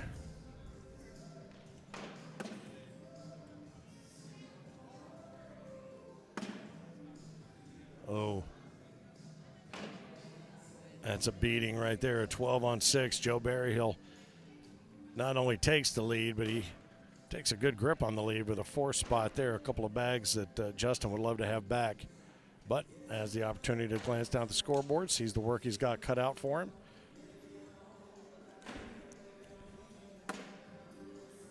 Joe does him a favor right out of the chute, putting one up in a tough spot to reclaim.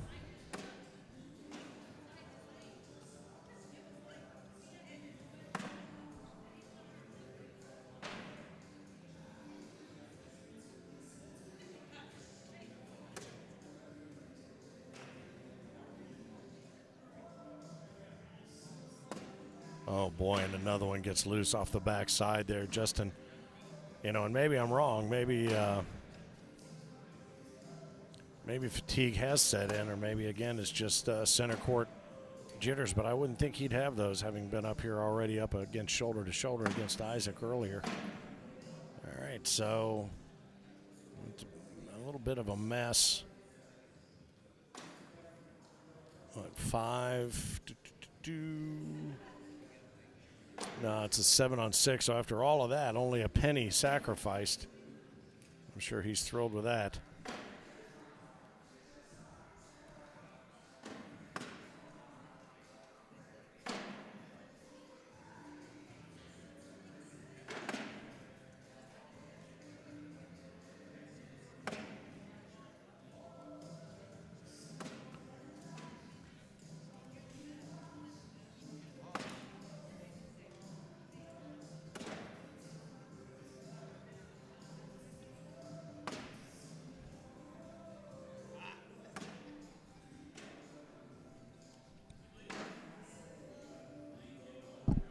Little wall built off there to the left side. A 10-on-8 puts 2 more into the tally for Joe Berryhill as they collect their respective weaponry.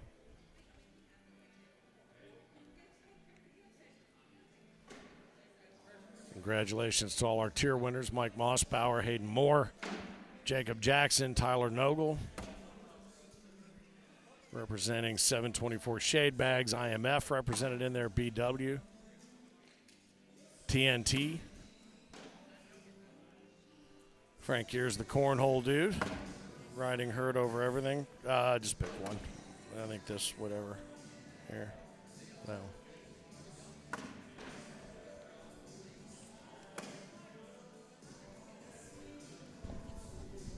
Hello, hello. Hello, hello. How you doing over here, Finney? Doing all right. Watching Joe Berryhill go after Justin Hendrickson, who just eliminated and put an end to Isaac Hurt's day in the game before this one. 12-9 after a 12-on-10. Right there as Justin's able to pull a couple back. Tournament seems to be rolling along pretty smoothly, Knock, knock. I choose not to determine on how smoothly or unsmoothly something is going, because the moment somebody tells me a time, I want to beat their teeth down their throat. I didn't say anything about time. I just said it was running smoothly. That's why I stay away. That's usually about the time the internet goes out. As soon as somebody says true. that. We're not in Branson. Or Hamilton. Didn't that happen to us in Hamilton? It did, too. At midnight? And I'm watching Brammy's bags versus 157 bag company, those Phase X's that Justin's throwing. That's going to be another one I think he wishes he could do all over again, 10-9. How have your new tools been working out for you? Have you getting used to that a little bit? We used them quite a bit yesterday. A couple of bugs that were working out with just Mr. Ed, and I haven't really dug too deeply into it today. Because, for instance, the doubles championship bracket hadn't even been concluded, but it showed as closed and done. So we thought maybe he was just predicting the winner, and the same thing has happened here. So we haven't dug as deeply into it today, but what we have seen is badass and awesome, because we can throw up on the screen and show you the path that a player or a team has had to work through to get to where they are, and the ability to go in and look at any division in any of the 3 majors from that list on the back end of this has been fantastic. You heard any rumblings of how the other tournaments are going on around the country? A little bit. We have been getting some results that are getting posted to different groups. I have not gone back and looked deep into some heavy-duty stats. If I had somebody sitting here with me that could do it, that would work. I know that the Morris twins won doubles out there, Karsten and Karsten. Oh, is that right? Yeah. Pop and son? Mm-hmm. Papa son. Papa son, indeed. Let's see what happened over there yesterday. The blind draw was Scott Swenson and Tony Quintana. 18-9, though. Look at this. Joseph jumped out a little bit ahead of Mr. Justin here. Yep, in a division that you are quite familiar with, quads. It was Scott Swenson, James Rogers, Ross Moore, and Markel Parker throwing the 0 loyalty bags. Ross Moore took seniors. Brandon Lacewell and Lisa Hill took co-ed. They're always out there, aren't as they they? are wont to do. And Kim Jackson, also known as Kim Dice, according to Aaron Candler. Everybody jumped on him all about that, including Kim Jackson. It's only been, what, like 2 years now? Took the women's division. It might have been easier for Jackson. Chad just to change his name to Chad Dice. Might have been easier. Juniors premier, it was Luke Walker throwing the Stovations. And juniors challenger Jackson Dice out of Alabama throwing the CBC NVs. So that's basically what's brings you up to date. Thanks for filling us in there, my friend. You betcha. Let's see what's been going on in Peoria as these two continue to take the measure of one another.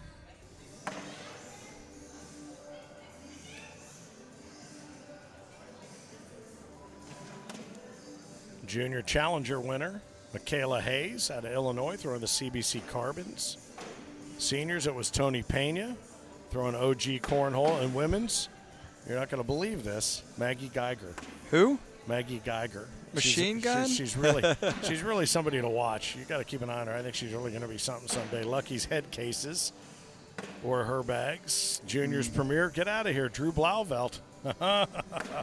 CBC's licking their chops over that. He was throwing those dead reckons. Samaya Watts and Colby Baskins. Samaya Watts, one of those players to watch in a feature just a couple of weeks ago. It was a 12-on-10. Wraps that round. And that does it. Joe Berryhill has finished that off. He will now advance. So congratulations, Joe Berryhill. Josh Brown right now up 20-17 over Tristan Rudy. Trey Brown down 19-16 to Coyote Rogers. He had jumped all over Coyote earlier on. Let's see in the quads in Peoria, Jordan White, Mo Lesueur, Hunter McCullough, and Cannon Wyke. In the big blind draw, Charlie Van Arsdale and Derek Tunisia. Throwing Old Goat Cornhole Assassins.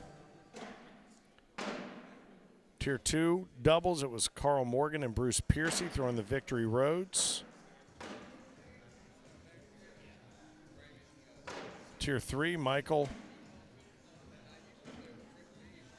and Micah Pennington throwing BP bags, those icons out of Indiana. Oh man, that's Mullet Boy, Micah.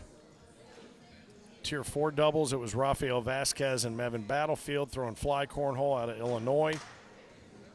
Tier 5, it was Brian Somerville and Daniel Akers out of Missouri throwing fly cornhole as well. Fly showing out. Yeah, they did. Showing up and showing out. And in doubles, Brian Jones tells us it's Dawson Cummings out of Illinois and Matt Troxel out of Missouri throwing fly cornhole, and that's who took their doubles today. So you should be up to speed now as Micah Pennington. Coyote Rogers is going to make his way over here to take on Joseph Berryhill. Now, I know Joe is throwing the Brammy's bags. I do not know what line. Either that or they have paid him just to wear the gear. I'm not 100% sure. But there's Coyote. I know he's throwing high rollers, if I'm not mistaken.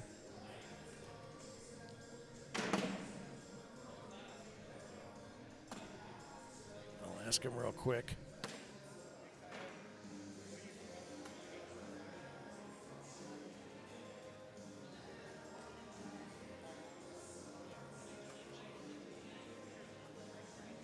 Yeah, high roller jokers. I got that right.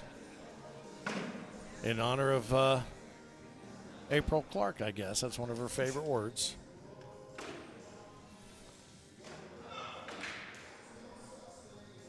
Joker. Joker, joker, joker. Now you're taking me back.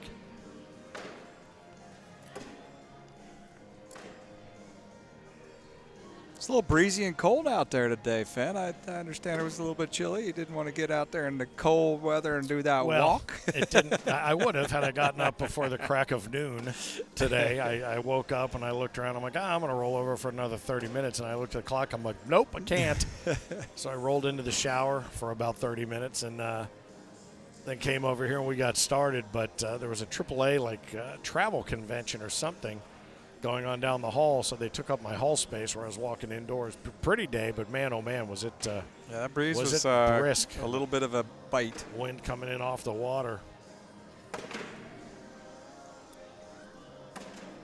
But overall, we've seen quite a bit of sun, and it's pretty cool. I mean, this Presque Isle Bay that we are on here, the south shore of Lake Erie, is a very cool spot. And as we were mentioning, as this construction around here at the Bayfront continues to unwind and develop, it is going to be something down this way. Had a good time up on State Street the other night. Our man Devin took us around, showed us the sights. We discovered a little speakeasy. You'll see some video of that discovery on the taco. Kind of botched it a little bit, but still cool. Oh. But no, the Courtyard by Marriott's been outstanding. There's a little walkway from there to here, so you don't have to go out into the elements, same as the hotel on the other side. So really a lot of great development here in Erie, and appreciate the Erie Sports Commission making it all happen. Sydney stopped by today to say hello. Her boyfriend, she says, works for the beer distributor, so we're going to see what we can wiggle out of them for the next visit here back in April of 2027 as these two get underway. Berryhill in the red lane, Rogers in the blue lane. Oh boy, he was trying to lay low and put one down in front, but now he's given a wide open lane for Coyote to go slick side down and run through it. And he's not able to take advantage. Up on him. So wow, 9-on-6, yeah, that's going to get us started with a 9-on-6 and a 3 spot. Yeah, that's a big opportunity wasted right out of the chute.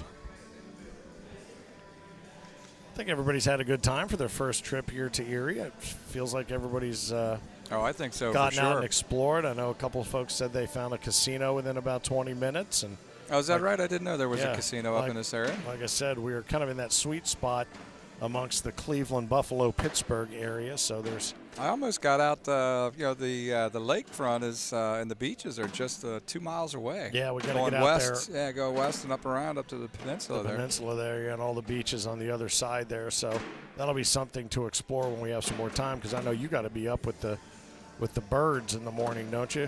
I do. I got to get out there and catch our boy Aaron coming back from Las Vegas there at the Westin. Out there running a good show, but he's going to be picking up the truck, and I got to pick him up at the airport. That's what I said. That truck is going to be begging for mercy after the next month, because back from here to Cincinnati, from Cincinnati to Michigan, Michigan to Shreveport, Shreveport back to Michigan, Michigan to Long Island. Long Island. Is that right? Then back to Cincinnati. And Toledo. No, we got Toledo stop and then Branson. Oh, Toledo and then Branson and then back? Yeah, the truck doesn't ever come back till I hook up with Candler and Branson. In and bring her Branson, back Missouri. here. Wow. All right, then. So she's going to be on the road for a little bit. Well, you want to maybe give it a little kiss on the hood when you say goodbye to That's it. right. So I'll miss her. You will? Oh, yeah, I bet. I know better than that. So a 10-on-6 in that last frame gives Joe Berryhill the opportunity to crack the egg on the scoreboard. Kind of excited to be down in Shreveport next week for a little Pro Series. Skins going on down there. Like to get to one of those places where they still have some crawfish left. Every time we tried, remember last year? Oh, we just ran out. We just sold out. They only get so many in off the dock every day. But we're going to be at the 7th Tap Brewing Project for the Welcome Bash, starting around 5 o'clock on the Thursday before everything gets started. So we're looking at is that a couple of 10s? Oh, no, a 10-on-7. Coyote had one off the board. Yeah, I think Wednesday we'll be able to get on the road early enough to get down there and get some crawfish. That'll be instead of a burger and beer, I'll be thinking about crawfish and. Yeah, if nothing else, perhaps some etouffee.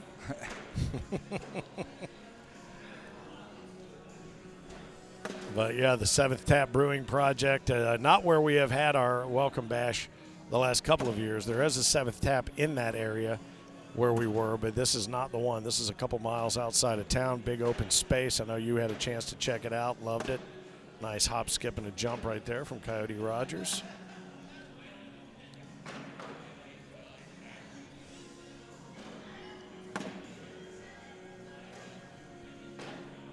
Come in and clean house. Oh, he cleans house, and then he goes outside to smoke a cigarette. right, so that's going to be 12 on 9. Coyotes going to retake the lead, 7-6. I tell you, this has been one of those weekends where my cornhole math has actually been pretty good. I usually suck at it. Yeah, you were talking about that earlier when I Yeah. stopped by to say hi to you and see how Yep. things were rolling. It wasn't going so great this morning, but it's gotten a little bit better. We were talking about, I think I told you that one of the Facebook pages said, let's lighten things up a little bit. What would be your best Chuck Norris cornhole joke? Did you hear any of those? No. Yeah, There's some good ones going out there. Chuck Norris's PPR is a 13. Chuck Norris can throw an 11. That's an if you know, you know kind of thing. Folks from Zach's Graphics getting ready to pack up their wares and work their way home. Average down Joe's a bit. Cornhole, appreciate them being here as well. We've had spins to win throughout the course of the day. Of course, Why So Serious Cornhole was here earlier as well. That's going to be an unfortunate result there for Coyote Rogers, a 12 on 8. Yeah, left a couple sitting up high. There, yeah. Let's see where we are, rest of this bracket. Anything else happening? I don't think so. We're getting close to one game at a time now almost. Yep. Josh Brown and Travis Jordan need to get underway. Jordan just took out Bob Vaunch, our seniors champ this weekend, 21-20. Andy Tibby waiting in the wings for that one.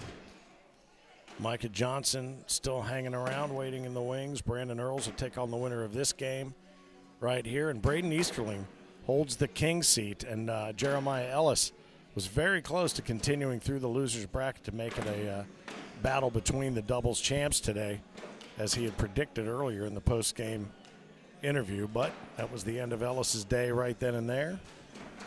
Who sat him down? Who put him out? Forget. I know I watched the game. I think Travis Jordan won, but that was in the winner's bracket, I believe. Yeah, who was it? Let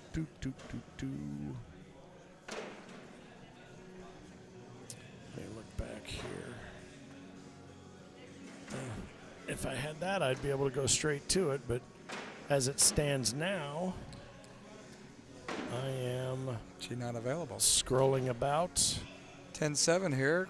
Joseph over Coyote. Yep. Travis Jordan beat Jeremiah 21-16. That was up in the And that was the winner's bracket winner's game. bracket, yeah. Oh, I'm sorry. He was. Thought he was talking to me. You talking to me? You talking to me?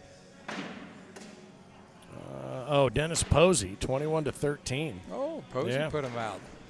So Brandon Earls again waits the winner of this game. Right now, Joe Berryhill holds a slight edge at a 10-3. Didn't like that one when it left his hand. I could tell by the choice of the English language.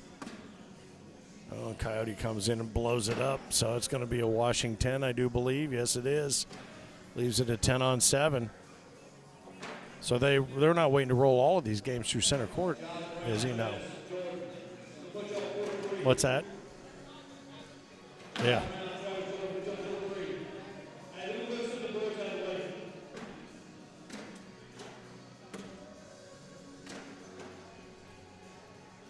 Yeah, otherwise we'll.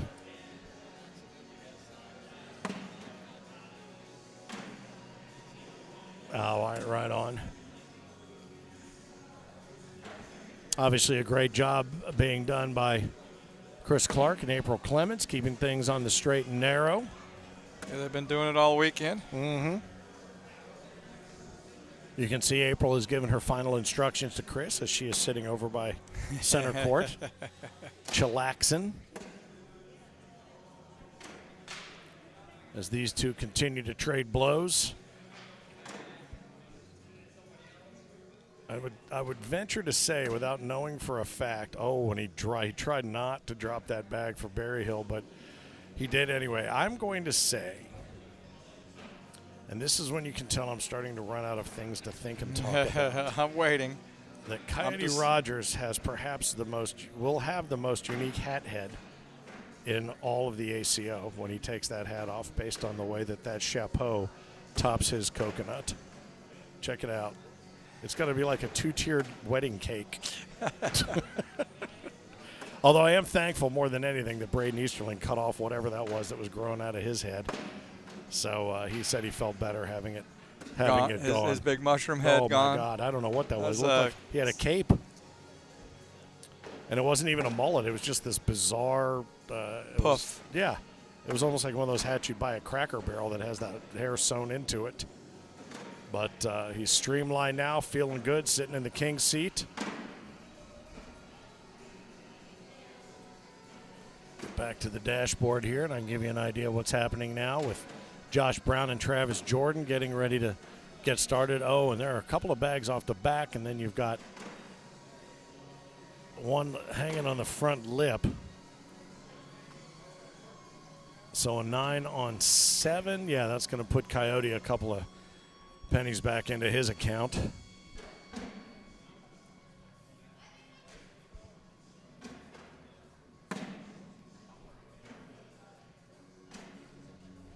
I see Baby Earls over there, Colin Earls. That's the first chance we've had to see him on center court this weekend, throwing with Brandon. That was pretty cool. Brandon over there throwing right now. I don't know if that game's live or no. He's waiting. I think he's waiting on the winner of this one. He's on deck. He's on deck for this one. That's right. He's just staying loose. It's good to see a lot of different families rolling in. I know you met a lot of new faces, folks that we've only seen just in the chats. So it was kind of cool. Mike Beach, one of them, who came in from, did he come in from the Buffalo area? Yeah, Buffalo area. Yep, nice. We were talking about how cool Riverworks is and whether or not we were going to be back there to get things started in the coming season. Told him I thought so. I didn't know any reason why we wouldn't, but the dates that we have announced for season 23 or 22, Lake Tahoe in early September, Atlantic City in September, Hamilton, Ohio, of course, Albertville, Alabama, Medford, Oregon, Chesterfield, Missouri, or Virginia. How Virginia, about that? That's a new one on the map. That's a new one on the menu for sure. Kansas City, going to be back down with Magnum and the crew down that way. Tupelo, Mississippi. Manheim back up this way. Manheim, Pennsylvania. South Bend, Indiana. Owensboro, of course, the super major on New Year's Eve and New Year's Day and the day after. And then Medford Major number 2, all in service to the World Championships at the Rogue X Medford, Oregon, in the final week of July 2027. Pretty decent, good start there. I think it looks like about 12 majors already lined up for next season. Yep, and those are those that definitely some favorites on there, some new stuff on there. I think that makes everybody happy on a number of levels. Yeah, we're trying to, I think, push that number to about 50 majors this coming season, Finn. Right on. It's a magic number we're looking at. Maybe dropping a couple in another one out in Pennsylvania, possibly. Very nice. I know we've got a new one coming up out Medford, New York, actually, Long Island, thanks to the folks at Average Joe's. Going to be a pickleball heaven there for about a month from now, actually, almost exactly a month, as Coyote rolls one up and it just sticks to the top. Oh, look at that. Nice airmail. He ends up dragging one of Coyote's bags with. And another roll back. Look at that thing. That's just crazy. It's like it's got eyes to get up and around there. So we're looking at what a nice collection. Well done. I think he's got 12 on 5. Yeah, that's going to be a 12 on 5. That's going to be a beauty, and that's going to flip-flop the scoreboard now. That puts like 18-14 maybe. Coyote Rogers takes first bag back with an 18-14 tally. Yes, indeed. Oh, no. Is that game? Wait. How's that? No, they got to fix that. They went the wrong way. Yeah. I was going to say. I'm like, wait a second, man. Coyote was so thrilled with how he did that he forfeited. 18-14 looks right now. Yeah, it looks a little more palatable if you are in the Rogers family tree. Leaves that first bag a little bit loose left. Nice little alley there for Joseph. Ooh, boy. Giving him a huge comeback trail right now. 6 on 2. Gotta keep it together. All right, 6 on 5. 9 on 5. 9 on 6. And 10 on 6. All right, well, that'll be a force punt. That locks There it you up go. at 18. Right back at it. There we go. All knotted, baby. Indeedly do. Josh Brown up over Travis Jordan right now, 2-0. As these two stay locked up. Let's see who's eyeballing us here on the YouTube channel. Skylar Montag says, let's go JoJo. Dennis Posey getting a shout out from Drew. Henry K. Huckleberry, my husband and I love cornhole. That's all I'm saying. A couple of hundred eyes, sets of eyes on us here on the YouTube channel. If you've had an opportunity to check out any of it from Vegas with the Zero Bags boys, appreciate Sean and his crew stepping up there and handling things.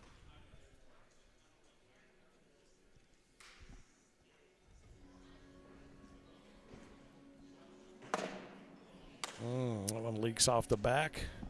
Is that going to do it? What do we got? 9, 10. That should be a 20 to 18, man. 10 on 8. No, it was. Yeah. Oh, I 12 thought it was on 10 9. I thought it was 10 on 8. That did do it. Joe Berryhill, he advances. Coyote Rogers puts a bow on a pretty big weekend that started with a little bit of weirdness. I know what you got now. You got those BD bastards. I go, bastards? They call them bastards? He goes, badgers. I'm like, oh. I was like, oh, those guys are getting rough. So Brandon Earl's throwing the BD Badgers. Joe Berryhill continuing to throw Brammy's bags. But so, Coyote, we told you that story where it got hung up in the traffic No. on 71. We didn't tell you that? No, what happened? Well, on the way up here, Heinerman says, man, we got to get off at the next exit. I got to go. And before we got to the next exit, 30-minute dead stop traffic jam. Oh, I knew a little bit about the dead stop. I didn't know about they had to go. Well, so we finally get past that. We get to the next exit. I'm filling up with gas. I'm like, you go in there and go. I'll fill up the gas. And he goes in. He comes out. He goes, I think I saw Coyote Rogers in the bathroom. Oh, you did tell me this at the gas station, You just did in tell the me middle of this story. nowhere. Yeah. I forget Yeah. what county we were in, up 71. He goes, I think that was him. I'm like, well, he's got a pretty distinctive look. And he goes, I said hi to him, and I think it scared him to death. Like, why would some random dude be saying hi to me in a random bath men's room? So he comes out and finishes with the gas, and I go in, and he's in there washing his hands. I go, hey, bud, what's going on? He's like, what is going on? Dude, He's like, you gave him the around. double whammy. But it was him. But he had to be going, what the hell? I got to get out of this men's room. Oh, God. But that is the end of Coyote Rogers' weekend. He will go brush his hair 1,000 times before he goes to bed. As these two amp up and ramp up. Oh, BP Badger. I'm sorry, I said BD Bags. Yeah, thank you. I wrote it down right. I just remembered it wrong. Hunter says, come on, Coyote. BP Badger.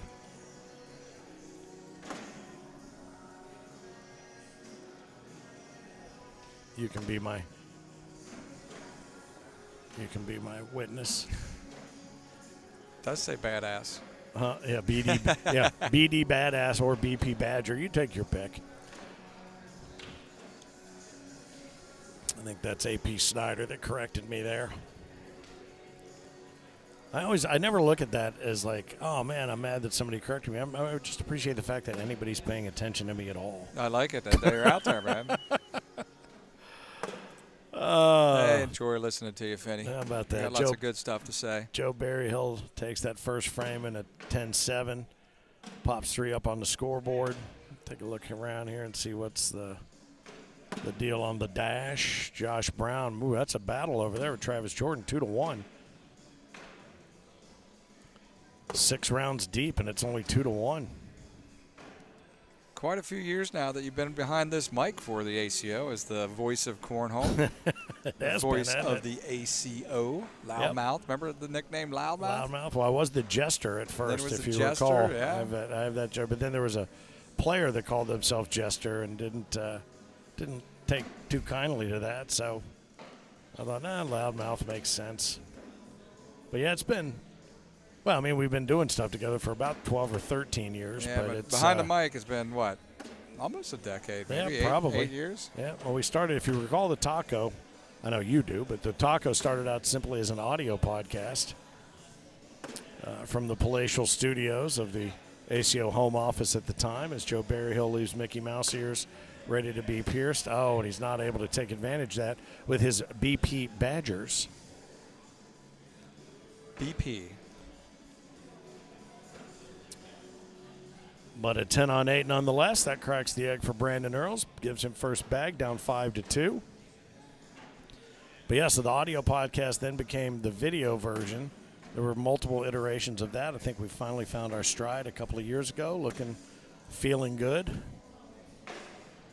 Appreciate the different crews who have stepped up to travel the country. Oh, up and over. Nice bag. That almost looked like a down and back kind of toss right there. See Baby Earl's over there, keeping an eye on, I'm assuming, Big Brother. I've not met Colin, so I'm not 100% sure, but that's going to be a guess. I would venture to say you are correct. I wouldn't say that's Brandon's oldest boy. Can't remember her name, but that's his girlfriend over there, I believe. All right. She ended up, she's quite a player. She knows how to slide them in the hole for sure. Is that right? Yeah, I had a good match against her. I played actually pretty good. I think I shot almost a 9 against her, and she shot just a little bit better, like a 9-1 or something crazy. Just enough. But Congratulations. I had the game all locked up. We came back from a deficit. We were sitting pretty because we were 8. She had 5 showing, but the hole was blocked up, and she proceeded to airmail to stay alive, and then they won it just shortly after that. So Nicely done. it is never over, man. No. Joe wants to go down there and take a look at it, see exactly what it is that's hanging over that front lip. Brandon says, all right, I'll take advantage of that opportunity to go see what's what. I believe each one of them have one underneath. He studied that closely for what I would think would just be a push up the middle. You would think so. Just try to clean it up, clean that canvas. Travis Jordan now up 3-2 over Josh Brown. Oh, boy, and that is not what I thought he was going to do at all. I don't think that's what he thought he was going to do. Yeah, for a timeout on that shot. Mm-hmm. Nice collection right there to clean it all up. Actually did Joseph a favor. So in order to minimize the damage, what's that going to be, a 12-on-9 with one off the back? 12-on-9, one off the back by All right, so that Joseph Berryhill. knots it up at a 5-5.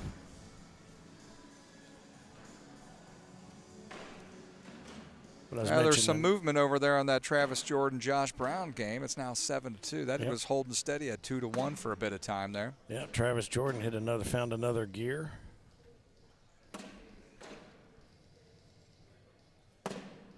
Over there with his pup, keeping a close eye on his game.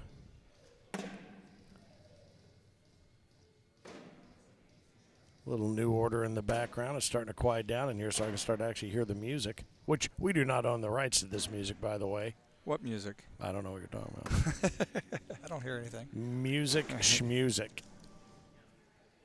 Apparently Chris Clark did not like New Order because... Oh, please play Wagon Wheel again.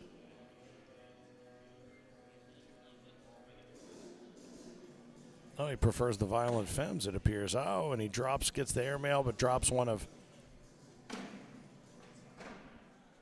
Brandon's bags there as well. We're looking at a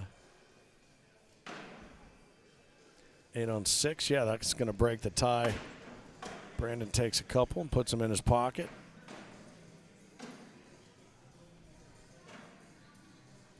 Ah, little Red Hot Chili Peppers. So I'm told. What are you talking about? I don't know. I'm having flashbacks.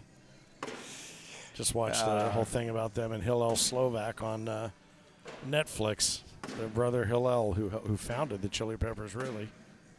Did you? It's on Netflix. I'd double like to watch four-bagger, that. yeah. Is that pretty good? Yeah, our brother Hillel, all the way up through everything he went through, all the different bands they were all in. I'd forgotten that Flea had been in a couple of other bands, and then they came back. I mean, it's amazing that they ended up with the success that they did. They should have been a complete and utter train wreck based on their history, but they fought through, and then they did the same thing that Aerosmith did. They turned into a bunch of wussies and started playing garbage, in my humble opinion. All right, Travis Jordan and Josh Brown still locked up in a classic battle, 7-6 now, Jordan over Brown. Bag probably just going to leave that alone, even with one bag left to go. Brandon, I'm sure, wishes he had that one back, and he went for the airmail drag, missed it, double tens, washing tens there, going to leave it at 7-5. Again, Braden Easterling sits in the king seat, awaiting the player who's going to hack their way through the bottom half of the bracket.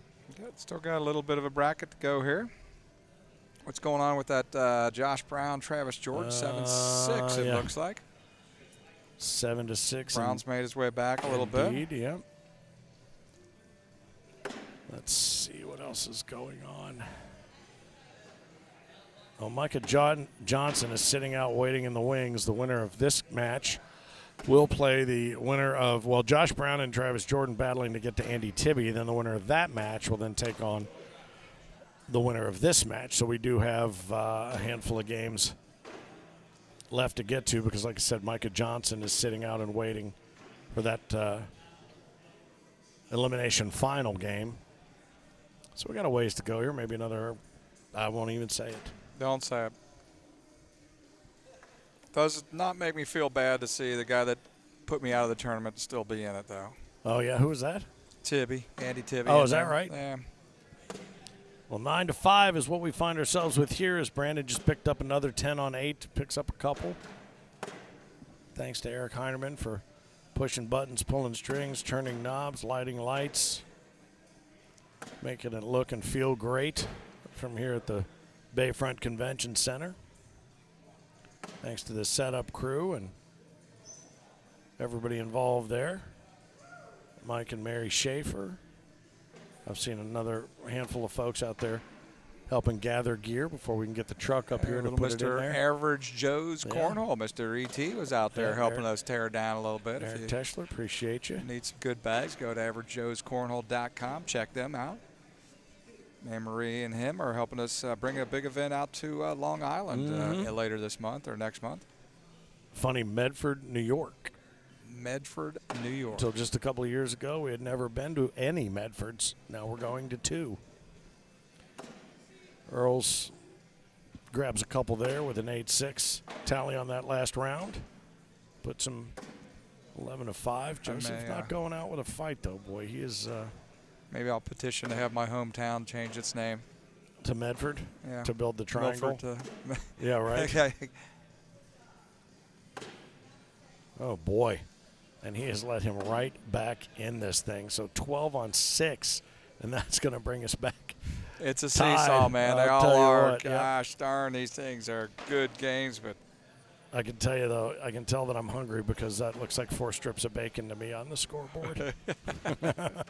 ooh, bacon sounds good right now. Bacon. Some fresh bacon. Especially if you steal it from a high school freezer. Oh, who would do that? Who would do such a thing? No one we know.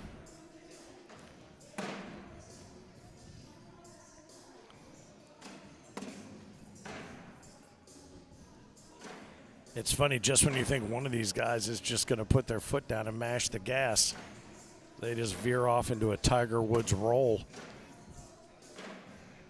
Look at this. I mean, this is just a crazy the way these are pairing up here. And he went for the gusto there to try to run through it and lost one off the backside. So right now we're looking at that's an 8 on 5. So that's going to be that's going to be a 3 spot for Brandon Earls. I'll tell you, those BP Badgers know exactly where to go. They're doing a job? Yes, sir. If anybody knows the the line of Brammies that he's throwing there.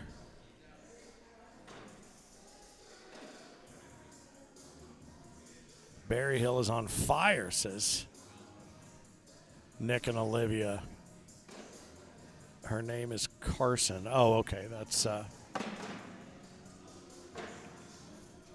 Brandon's better half. Wow, that was a clean air, Mel. Yeah, you didn't even I hear mean, all it. I heard was a little soft landing on the carpet below there. It was like a little. Oh, and he rattles another one home. Are we going to get the full-on air show? He's going to do it again. Oh, and he tried. He kicked it off the back. So we're looking at 7 on 6. Tell you what, I am very proud of me. Grewdog says, let's go Earls. Holding a slim lead. Let's see what else is happening over there. That's a dogfight happening. Travis Jordan's taking a lead. Yep. Jumped out 13-6 here. You out? Cheers. All right. Watch out for oddballs in men's rooms down 71. Watch out for weirdos in men's rooms down 71. That sounded way weirder than it was supposed to. If you just happen to tune in, there's a story behind that phrase, actually. You might have to share it later. Or again. Yeah, maybe I'll just leave it lay there. Nice bag there from Berry Hill. Well, I tell you what, and he when he gets rolling, though, he does stymie Brandon just a little bit. He made it much more difficult, although he should be able to go in there and pull 2 and get the wash. And he does just that. Nicely done. Leaves it at 14 on 12. Travis Jordan starting to pull away from Josh Brown a little bit, 13-6. Do. Carson is her name.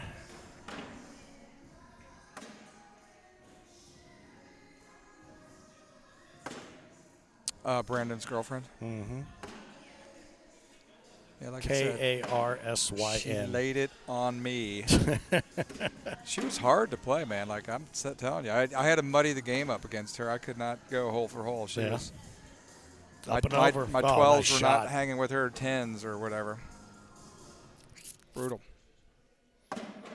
Oh, and he threw the grenade in there to blow it all up. So we're looking at 10 on 10 on 7. Is that right? Yep. 3 spot for Berry Hill, and he retakes the lead and retakes first bag. That Brown Jordan game kind of seesaws back again. Jordan making a pushback on Jordan. 13-9. Coming back there slightly. Nobody wants to run away with any of these games, man. They're seesaws. 7-17s. Brammy's 7-17s. Thank you. Seacrest, appreciate you.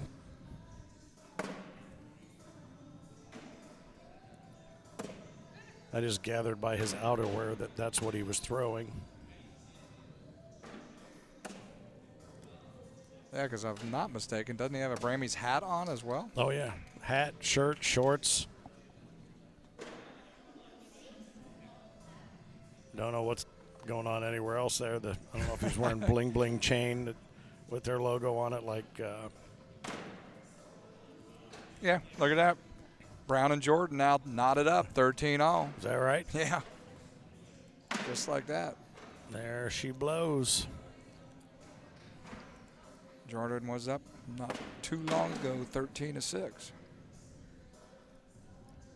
Handful of folks still sitting around center court, kind of eyeballing the activity and the action there. That one gets away from Brandon off the backside. So right now just a 4-on-1. Is that right? Yeah. All right, 4-on-4. 5-on-4. Thanks again to those ACO bag partners that came out here this weekend. Why So Serious Cornhole. We had Zach's Graphics and Average Joe's Cornhole in the house. So 3 good bag partners. Spun the wheel of winning for each. 16s apiece now with a 6-on-5. Berry Hill picks one up to knot it up. Made the mention, too, that if you were planning on joining us for the Punta Gorda Gulf Coast Classic in June, know that we have postponed it until June of 2027. It'll still be a 3-day opportunity to get out and have some fun in the sun with later start times and a welcome party at Twisted Fork, then off to the 4 Point Sheraton. But that has now been moved to June of 2027. I think June 17, 18, and 19, if I'm not mistaken. So if you're looking forward in Scorholio to get signed up this early out or make your travel plans, which I can't imagine anybody making travel plans right now at this very moment in time. But hopefully they've gotten some TSA issues worked out over the last 24 to 36 hours, and we'll see things get back to normal a little bit. There's a washing 10 that appears. Leaves it at 16s. Lead change over there, Finney, with the Brown Jordan. Brown taking a 2-point lead. Is that right? 15 to 13 now. Yep. Stretching it out just a little bit. Yeah, Travis Jordan, he had some great games here on center court, and then he just had it handed to him. Braden Easterling took him 21-0. Yeah, Braden mowed him. I turned around, blinked, talked to Rich and Tracy Pyle from Whole Nation, and spun back around, and they were shaking hands. I'm like, what just happened? 6 rounds. I'm like, what just happened? Yeah. We needed a few more of those this match.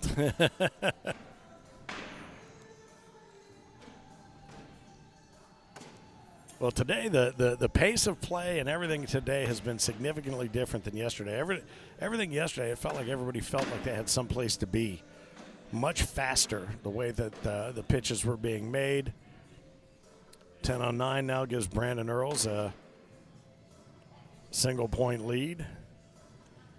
So now I need to know, is that Brammy 717? Is that 717 like an area code, or 717 just like the number? Because inevitably with a 50-50 chance, I get it wrong.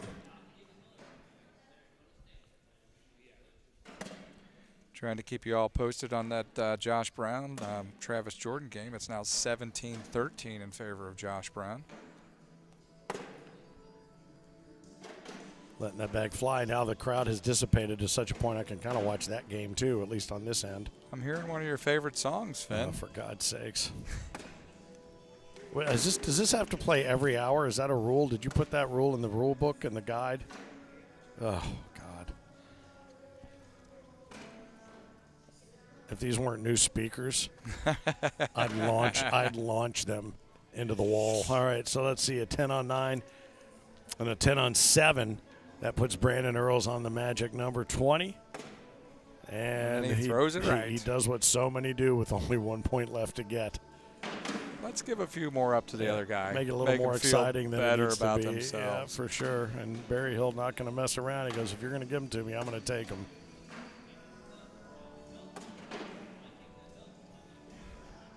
I call that a coupon. Right up Main Street. Now you got to make sure you don't make a big mistake. So that's going to be, looks like a 12-10, and it is. That's going to put Barry Hill now up to 18 and takes first bag. Yeah, my dad was a banker, and you're solid with numbers, baby. It's pretty funny because he would use coupons, and it's like, why are we using coupons? He goes, if somebody's willing to give you money, you need to be willing to take it. And he was right. A few bucks here and a few bucks there. It all adds up.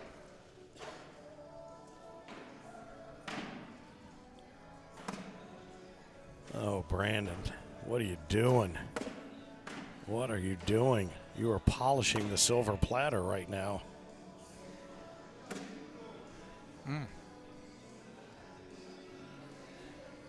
Up and over. Oh, he tried. Bang. Oh, man, I tell you what, he's had that airmail pretty dependable about 80% of the time so far. All right, so what is he going to go for the airmail? I think to win? I think he's got to get up and over and try to do it for the win. Did he do it? Oh, no. Oh, he just held on. Hey, yeah. Wow. All right, 20-20. 8-6. Thought he was going to airmail and drag something, and Yep. he did not. I could have dragged all those bags in, won the game. He did have an airmail drag, I want to say earlier, but most of them have been pretty clean, and only the bag that he threw. Well, you might have to finish the this show off. for you. I'll finish this statement. I don't know what just happened. Well, you've been talking for about 12 hours. Well, that'll happen when that goes, man. There, man. Brandon Earls has been pushing a lot of little bags left and right here towards the end to try to close this. he cannot make a mistake, Now and that might be the mistake. 20-20. And Berry Hill is, I tell you what, Oh, there and it is. That's game. That's going to do it. He had it right there in his palm. And Brandon Earls, he made a hell of a run at it, and he did a nice job. But I'll tell you something, he did polish the silver platter and hand it over He did. to that one. Not to discount any of the gameplay from Joe Berryhill. Nicely done. So the BP Badgers will now be put back in the bag or in storage as these Brammys 717s continue on. So congratulations, nicely played by both competitors. Josh Brown now up 17-13 over Travis Jordan. There's Andy Tibby. We got to get him out here. Yep, Tibby is Andy next. Tibby wearing, it looks like maybe a BP shirt. And you say he was the one that put you out? He was. I was going to go look. I actually played him pretty decent for a little while. That's all that matters to me, Finn. I don't necessarily mind losing. Yep, Josh Brown just finished that game over Travis Jordan, 21-13. So Brown and Tibby will move over here to court one. Joe Berryhill awaits the winner of that. Micah Johnson awaits the winner of that. And then we get into our singles final. So we've still got quite a bit of cornhole yet to play, yet to watch.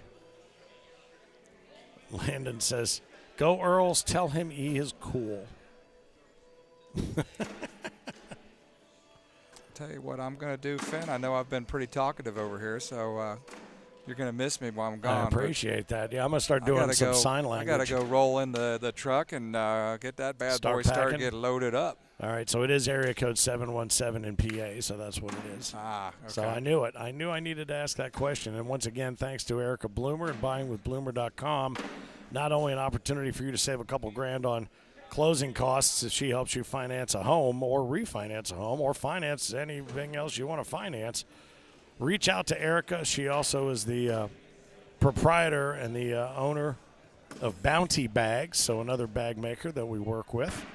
And she'll be more than happy to get you set up. I know you said you'd be maybe making a call to her. Yeah, trying to work through it a little bit, see if she can't help us out here. Very likely will be as well. So, and I know we've already had a couple of others who've done so and had a great experience with her buyingwithbloomer.com. And when you get that thing financed, whatever it is, toast it with a bottle of Notorious 397, the official whiskey of Cornhole, out of Ducktown, Tennessee, and Ocoee River Distilling. Uh-oh.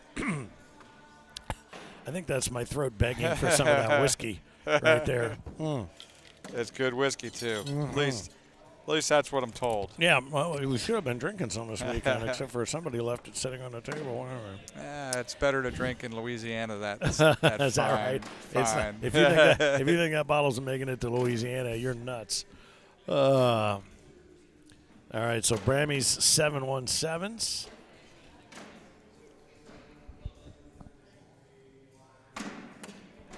So BP.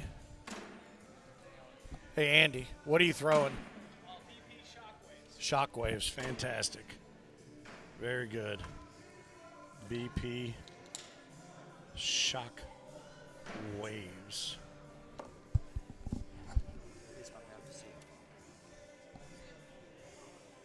Stevie, be good, bud. Cheers to you. Yeah, good to see you, man. Safe travels. Very good.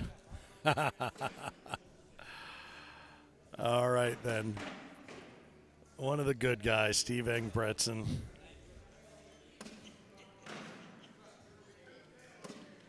So Brammy 717s against the BP Shockwaves. Andy Tibby in the red lane.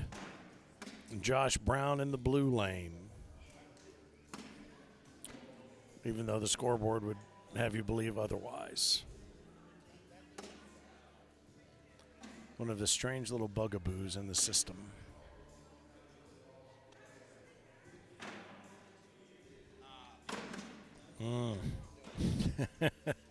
Josh.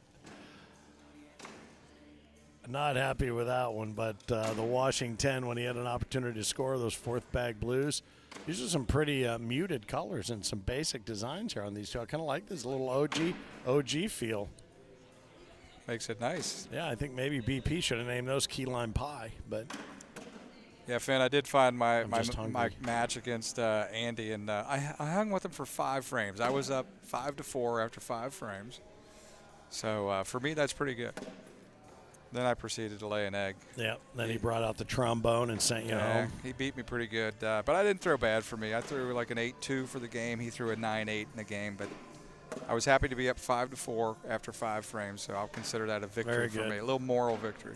You already got the hardwood for the quads. You don't need no stinking trophies. You've already got one. Well done, by the way. The game he beat me though was the play-in game for this, so he would not be out here on center court had I beaten him. Just waiting for those to drop, and they did. In honor of the Mississippi Ninja, who's out in Vegas. Did we tell you what happened with him? No, the swimming pool story. Is that the one you're going to say? Is there a pool story? What's that? Well, they went out to the swimming pool. It's 95 degrees out there. They went out at 5 till 5, and they closed the pool at 5. So he literally just got to dip his toe basically into the pool and get out. They closed the pool at 5 p.m.? They closed the pool at 5 p.m. Why? I don't know. I got to find that out. Find out well, I from tell the you, resort what the story is. Of there. all of the different things you could have told me that had to be a Philip Barnett pool story, I think that was probably the kindest. Thank you. No, he was up 16-4 over Scott Swenson, and we saw it. I'm like, holy cow, that was one of the things I was looking at, and he was up 16-4. I said, that's all right. No, Scott Swenson. What did I say? Phil Swanson? Oh, my God. Scott Swenson. And I said, well, Scott will talk his ear off, and he'll end up beating him 21-16. He did. He beat him 21-16. He didn't score another point. Oh, Philip, come on. That's what I said. I said, dude. He goes, I tried a few airmails. Nothing was working, but I was pretty happy with how I played. Oh, goodness. Big old pile of mess, as he would tell you right now.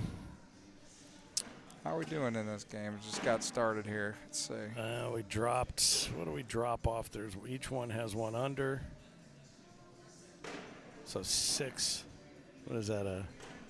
2-0. 6 on 5. Yeah, So. Andy picks up another. Folks kind of coming and going in as you're enjoying the stream. Hopefully here from the Bayfront Convention Center, Erie, Pennsylvania. One of 3 majors traversing these United States, Peoria, Illinois, and Las Vegas, Nevada. Also part of the weekend's festivities. It'll be weird next weekend only having one, even though it's going to be a Pro Series Skins extravaganza. Right? Yeah, excited about that one. See how registration's looking there. Pretty strong last I looked. How many pros are going to be vying for those 16 spots? Do you know? Are you able to see that? No, I'll be able to look here shortly, I think. Where we're sitting at right now. Got some people starting to sign up for the little welcome bash there, so that's going to be fun. That Very little good. Quads event there.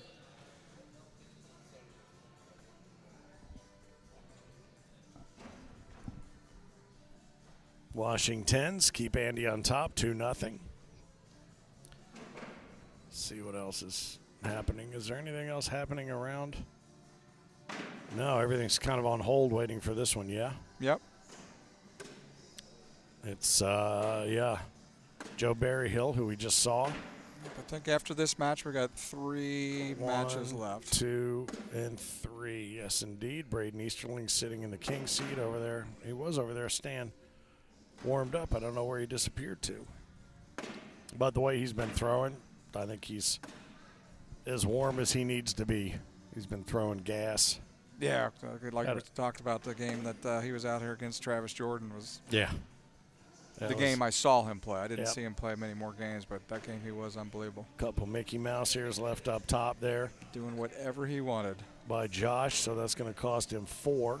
Andy jumps his lead up to a 6-0.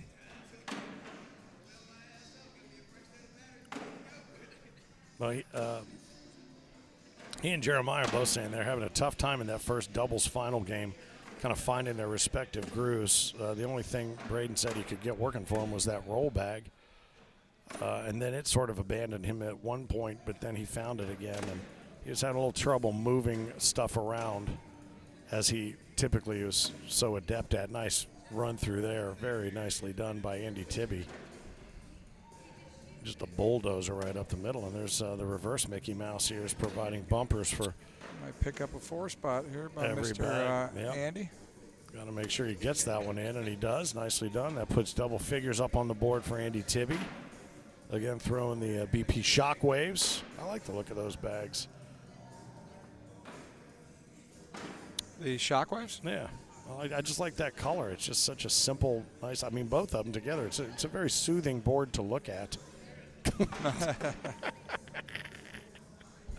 I need, in some of my off time, I need to start making a list of things to talk about.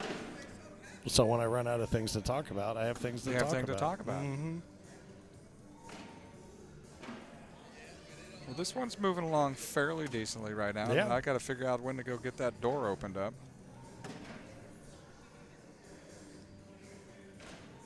Once again, thanks to the Sports Commission here in Erie, Pennsylvania. It's been a great weekend. Yeah, I think everybody's had a good time. Sydney seemed happy with how everything was going. Talked to the security folks that said they were a pretty rowdy bunch. Huh? He goes, huh. So I guess I'll take that as an endorsement. Thanks to Rich and Tracy Pyle, whole nation out here, as always, providing and gathering and reproducing tons of content. A little pitching for prizes earlier today was very cool. Little cornundrum question and answer session. It seems to be going pretty well. As well, yep. Andy holds a 10-2 lead over Josh after a 10-8. Got Josh off the schneid. It's our second schneid of the day. Yeah, a couple schneids. Only a couple. Usually there are a few more that really show themselves, but these have been well-concealed schneids.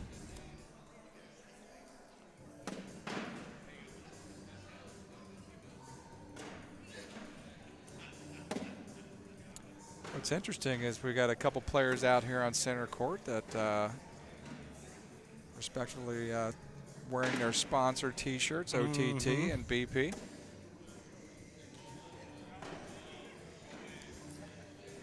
So what We bags? had Brammy's out there earlier. Yeah, what bags? Josh is throwing the OTTs. But do you know which line those are? I do not. I just I'm thinking he's throwing the OTTs. He's got his OTT shirt on. I was kind of going with your. Well, it would make lead. sense, but then I got burned on that earlier because. But it is the OTT of some kind. Yeah, it was. Who was it that I got burnt on? Bryce Jefferson. I forget what shirt he was wearing. I said, "Are you throwing da-da-da-da?" And he goes, "Nah, CBC. This is the only shirt that fit me." That was, I don't know if he said it was clean or available or whatever. So, yeah, he was wearing somebody else's shirt but throwing the CBCs. I think he was throwing Predators. Yeah, I saw CBC bags seem to do pretty decent out there in Peoria. Yeah, I saw Peoria. quite a few other players out there were. Opportunity to put it in for the wash. Double 12, social. Saw the. Oh, and it hangs up just a touch. So that's going to be another double. I think I saw some fly Deuce. cornhole out there and some of the winning ones as Yep. well this weekend. Maybe I believe I also saw zero bags bring in a couple. Oh, home. wait, that was a 12 on 7. 17 to 2. Did he have one off the back that I missed? This screen, sometimes I don't look far enough around and I All right, miss that it. is my cue to go get ready for the. What the was your move here. cue? 17 to 2. Oh, 17 to 2. Oh, okay. I thought maybe somebody like sent an electric shock through your headset. All right, fair enough. Frank Gears, Zit Cornhole dude. Appreciate the input. Let's go get this bad boy packed up and crown us a singles champ here in Erie, Pennsylvania.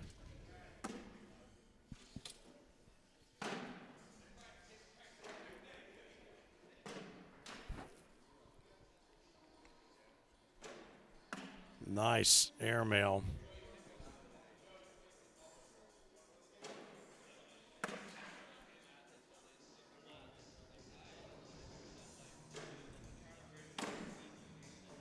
So we're looking at a 10 on 7 right now. Up and over. Oh, and he tries to circle the drain around the backside of the hole. So that's going to be a 10 on 8.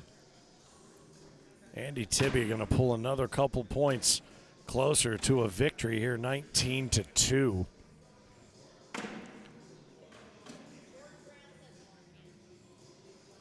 Joe Berryhill awaits the winner of this one. Micah Johnson waits in the wings for the winner of that match. And then we will have our championship match right here on center court. Finn, the loudmouth for the ACO, invite you to join us Tuesday nights, 7 p.m. on the ACO YouTube channel for Taco Tuesday. TACO, Talking American Cornhole Organization. All things about where we've been, all things about where we're going, and inviting you to be a part of everything in the future.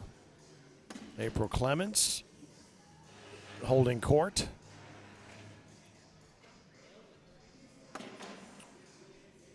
Andy looks like he wants to maybe offer Josh a pathway back. Josh kind of carefully weighs the bag, locks his thumb. Looks like slick side down, trying to get up and around, and he does. Nicely done. Great bag. He nudged Andy's bag just a touch, but it was enough to get up and around there and circle the backside of the hole.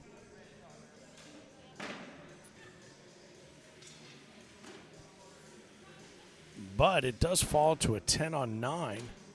I'm having trouble going down this end. I don't know what happened. My math is not mathing. But 20-2. Now Andy Tibby looking to advance, throwing those BP shockwaves.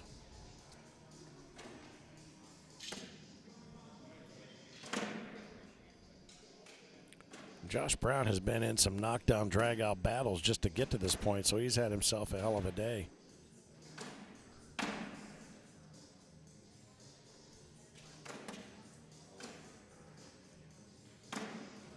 Couple of twin setups right there. Looks like everybody's just going to glue their bags together, probably mix up a new batch of mortar for these bricks. Got a little pathway right down the middle should somebody choose to use it, and Josh the first one to do so. That one comes in to plug up that hole. It came in almost at a 45-degree angle and a quick spin, and then just laid down. Going to come in and try to run through it and take a couple. Oh, he almost did. He almost picked up his second bag there, so that'll be an 8 on 4. So Josh Brown, this is not so fast, pal. I'm going to take that 4 spot. Thank you very much.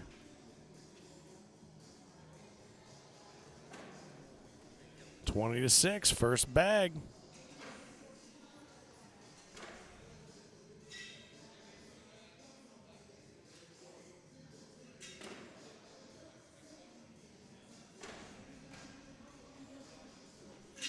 Keeps his eyes locked on the target. Andy a little bit more cavalier about his approach to the toss. Kind of rolls up, lifts his head and lets it fly. Josh much more long-term focus on the hole. Almost as if he's letting the bag tell him what he wants it to do. There they go. There it is. Can he keep the damage to a 12 on 10? No, he cannot. That's going to be another 4 spot. So 20-10 now. Josh Brown coming back after it.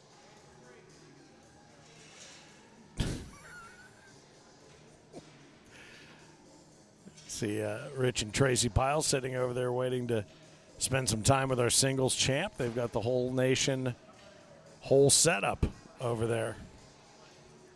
Thanks again to Average Joe's Cornhole for being here. Why So Serious Cornhole, Zach's Graphics. Andy's got to figure out a way to get that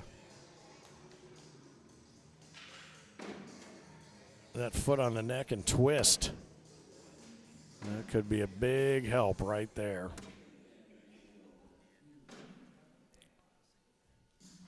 Josh is in a bit of bother.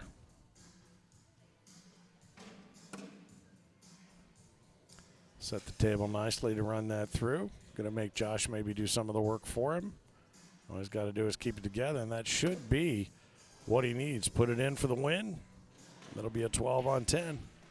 Here it comes, 4th bag blues. No, he gets it done. Congratulations, Andy Tibby, the guy that put Frank Years, the cornhole dude, out of the tournament, is now advanced, and he will move on. Great playing by Josh Brown. Nothing to be ashamed of there. In fact, he should be dancing around and celebrating. And Joe Berryhill, for your trouble now, you and Andy Tibby will square off here on center court. Micah Johnson awaits the winner of that match in the wings. I see my man Harold Oxuro sitting over there.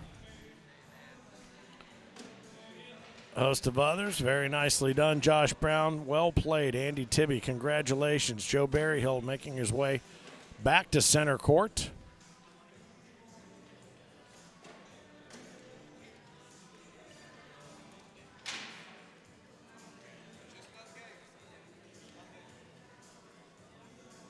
And the elimination final will follow this with Micah Johnson waiting for the winner of this one.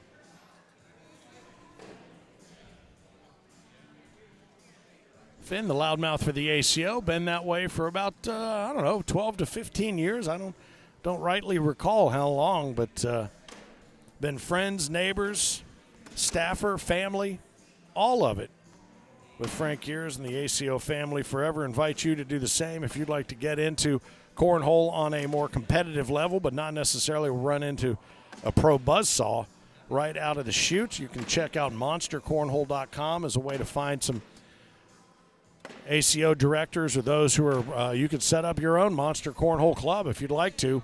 Play for points. We have 2 seasons a year, January 1st to June 30th. And then July 1st to December 31st, 2 seasons per year.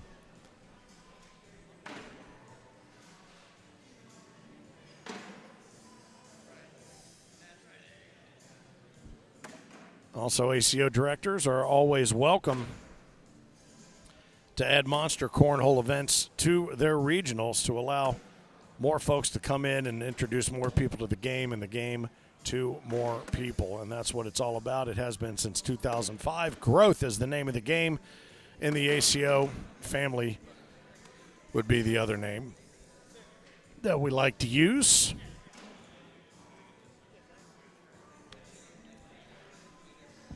Andy Tibby and Joe Berryhill getting ready to do battle here on center court.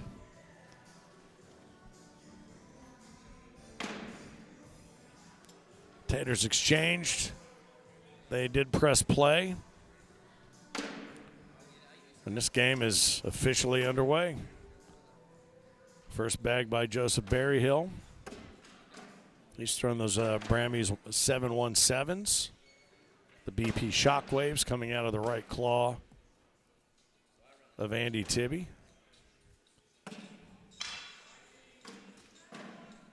Waves and blown kisses being exchanged right now as folks start making their way to the exits. But before all is said and done, who will challenge Braden Easterling in that king seat for the singles championship here in Erie, Pennsylvania? Each one has a bag leaks off the backside right there, and Andy Tibby throws in a weird airmail drag, but it gets the job done, and that will put 4 points on the board for him right out of the proverbial gate. Micah Johnson, I think 13th seed coming into this. Face off against the winner of this. Andy Tibby came in as the 24th seed. Joe Berryhill is the 17. The cream tends to rise to the top, and seeding does tend to work when done properly.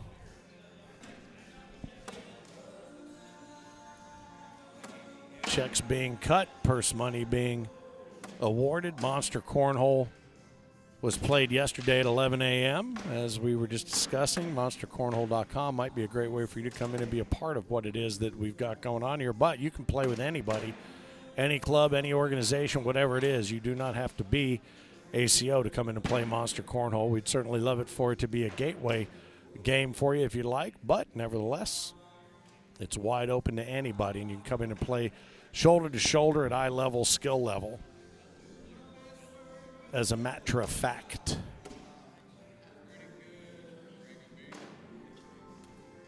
(12-12) wash leaves us at 4-0 right now. Andy Tibby over Joseph Berryhill. I'm going to do a little research here and find out Andy Tibby is a player out of Michigan. He's currently ranked 115th. Joe Berryhill out of the Tar Heel State, North Carolina, currently ranked 71st. He's got one of those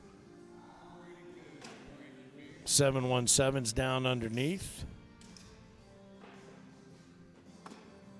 Oh, and now Andy's got one down under as well. So we're looking at 6 on 5. You're going to go up and try to get one, and worst possible outcome right there. So that's going to be a an 8 on 5.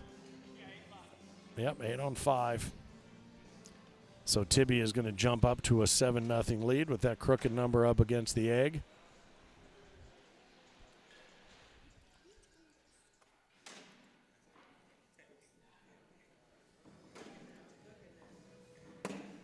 Throw a shout out if you'd like to. If you're checking things out on the ACO YouTube channel, love to get some comments, find out where you're watching from. I know a handful of you have been out there all day, kind of keeping an eye on the action here.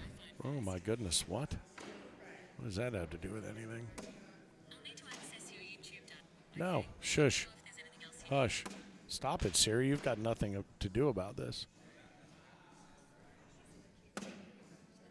Oh, and Tibby leaves one off the backside, and he has opened the window back up right now. So we're looking at a 12 on 4. So there's an 8 spot to take it to 8 to 7. Is that right? Am I getting that right? Come on, tell me I'm doing it right. Oh, 7-7, 12 on 5.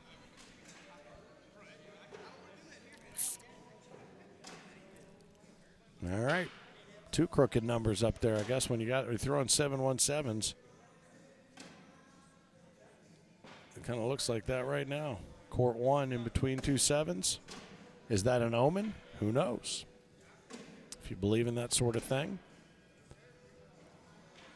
The question is going to come down to, over these next couple of games, which one of these players remaining in the bottom half of the bracket has any sort of killer instinct, because Easterling is not going to play around. He's going to come in here and try to make it a one and done, 6 frames or fewer if he can, the way he did earlier with Travis Jordan. So know that it is now time to start sharpening the claws at the end of your paws.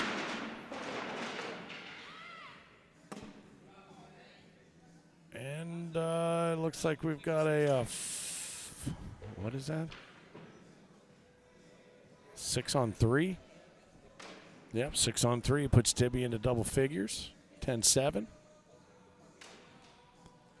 Not exactly that killer instinct round I was discussing, but rather than just grabbing them one at a time, not bad to tally 3 when you get a chance to.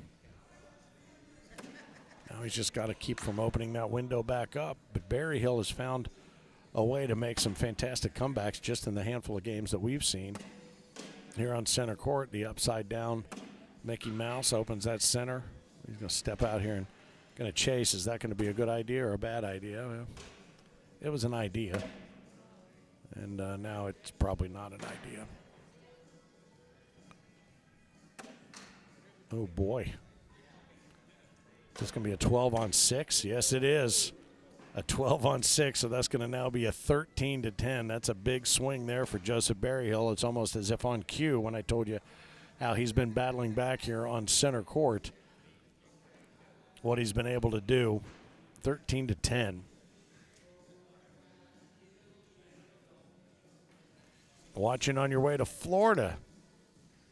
The family Snyder, that's awesome. Let's go Tibby, and then JoJo being encouraged to keep on smoking, says Jonathan. Keep smoking, JoJo. Hole for hole, a little bit of a reset for both.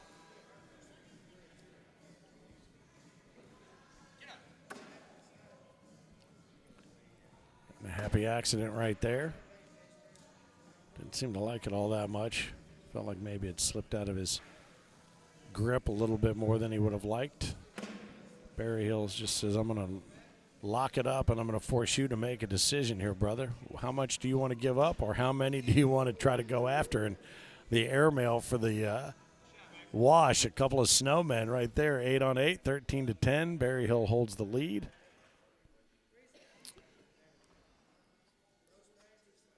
I keep forgetting to use the new terminology. I think it was Isaac taught me dang and snap. Oh, snap. I think that was a dang.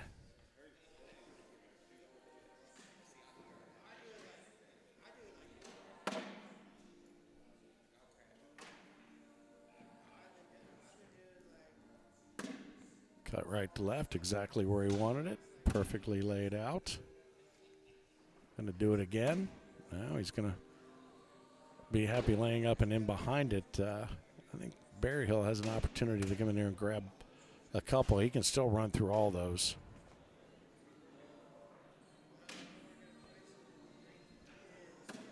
Oh, boy.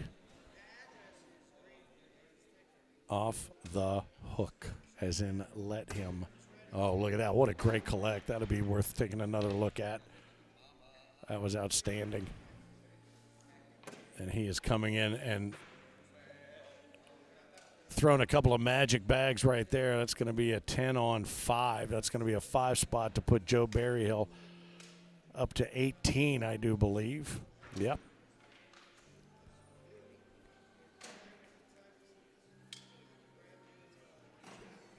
You see all our different bag manufacturers that are part of the ACO with the official stamped and approved bags running across the top of the crawl. I see Dude Cornhole, one of our newer ones up there. Nice airmail rattling the hole right there. Tibby seems to be playing a little faster than he was before. Maybe he's getting a little bit rattled down 18-10 when he looked to have it pretty much under control. Berryhill's got one down under, so it's 5.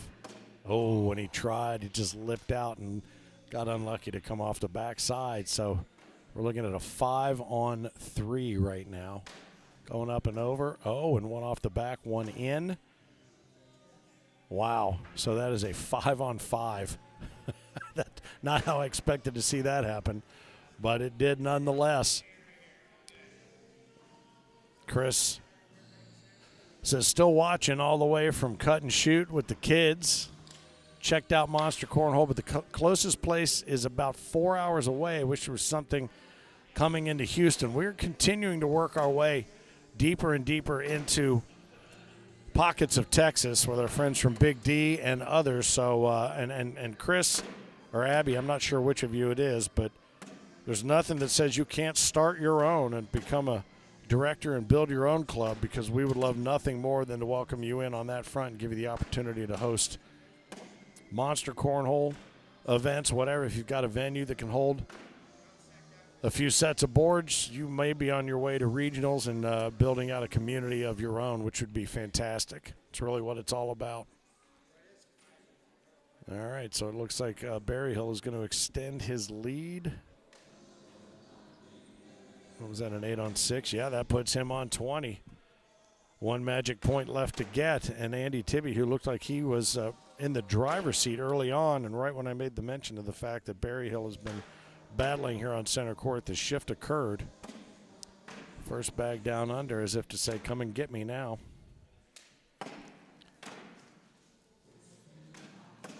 Micah sits and waits on the side of center court here.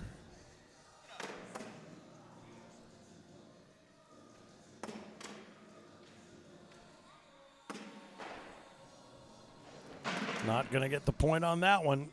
That's going to be 2 to the tally for Tibby. 1 point away. Remember what I talked about that killer instinct? Who's got it? Who?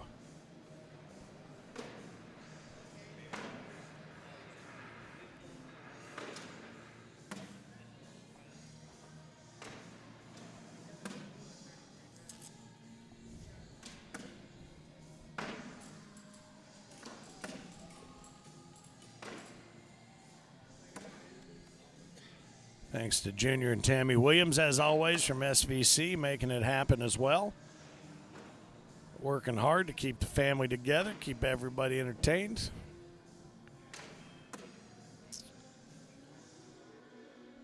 Looks like that's going to be enough to get it done. So Joe Berryhill puts up that final point necessary.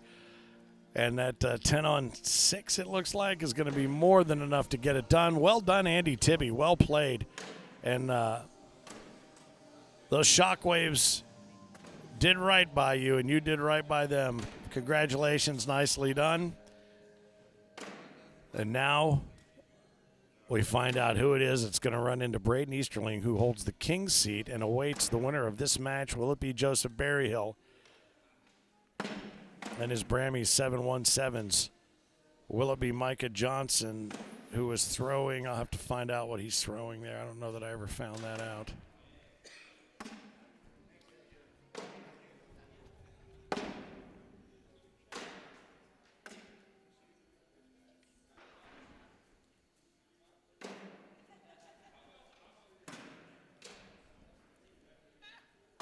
I'll tell you what. I would not want to be running into Joe Berryhill right about now. No disrespect to Micah. He's been sitting for a few minutes. This is a guy who has made a couple of comebacks. And really, when the worm does the proverbial turn, he has been very effective in slowly but surely increasing the boiling point of the water. That is a fact. He's getting a little stiff, perhaps. This is not a good time to stiffen up.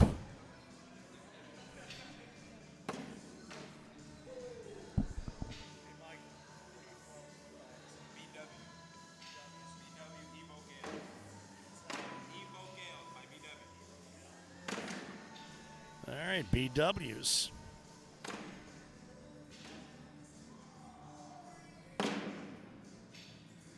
I think he said BW Evo. Is that right? Can that be right? Let me look. See if I can dig that up. Somebody in the comments probably help a brother out here when I'm trying to figure that out.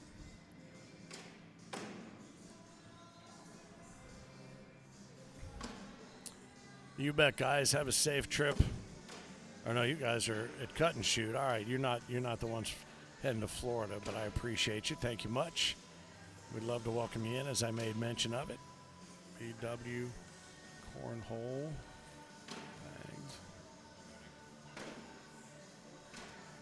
bags. Evoke L, that's what he said. Okay.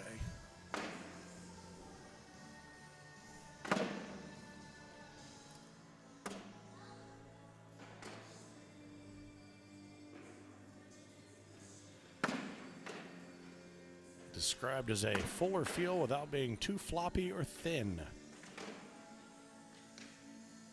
Hybrid bag. Forgiving and easily finds the hole. These guys should be getting ready to press play, and we'll be underway here in just a moment. Joe Berryhill running out of the red lane.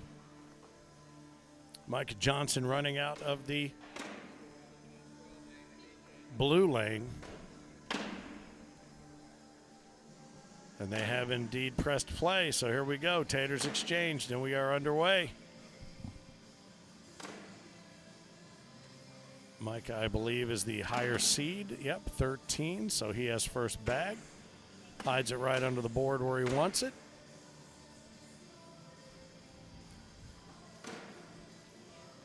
Easterling is sauntering about, waiting to find out who he'll be playing against and defending that king seat against, getting ready to throw a few warm-up bags here. He and Devin Workman, I think, are working it out now. This has been the Berryhill modus operandi getting started here. Oh, and he leaves a couple behind. I thought maybe that he might have knocked Micah's bag in there, and that would have been a 4 spot, but it's only going to cost him 2, as that one hung up on the 2 o'clock lip of the hole.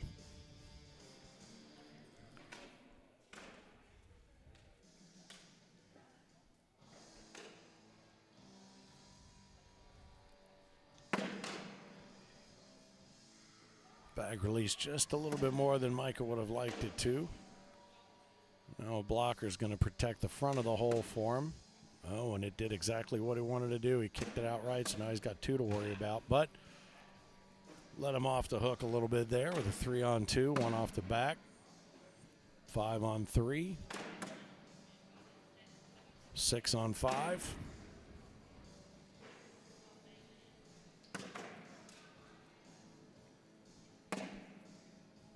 All right.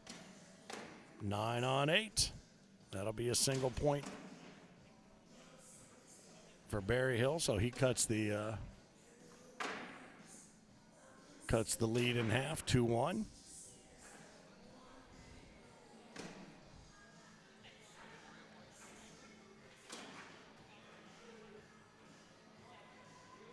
Again, thanks to everybody here locally for all the outstanding hospitality. The staff over at the Courtyard by Marriott, fantastic folks. Big fun was had there last night at the hotel, restaurant, and bar after everything wrapped up, so I'm told. I was there, but I had to be told.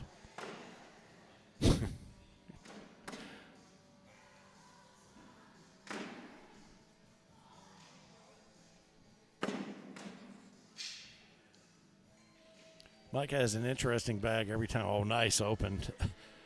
Airmail double drag, sweet. Cleaned up the hole, looked great. Micah takes one in. Oh, he got greedy. Got a little greedy. So we're looking at, oh, look at that, a 12-on-9. He's able to go in there and clean up the entire hole with a fantastic airmail, and then that's going to be a 12-on-9, putting Micah a little bit further into the driver's seat at 5-1.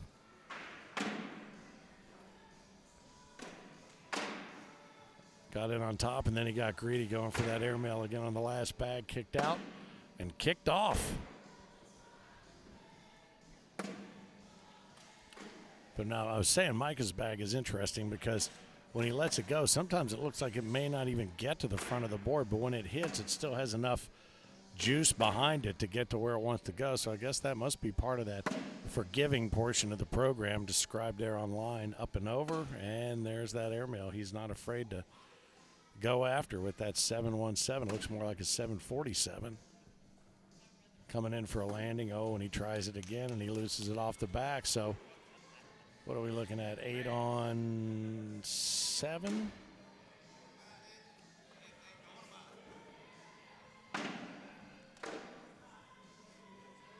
Yep, 8-on-7. Micah adds another penny to the pile. Let's see what else is happening. We're getting down to it, folks. Jonathan Cook says, let's go, boy. Let's go, Micah. Lock it in, says Jeremiah.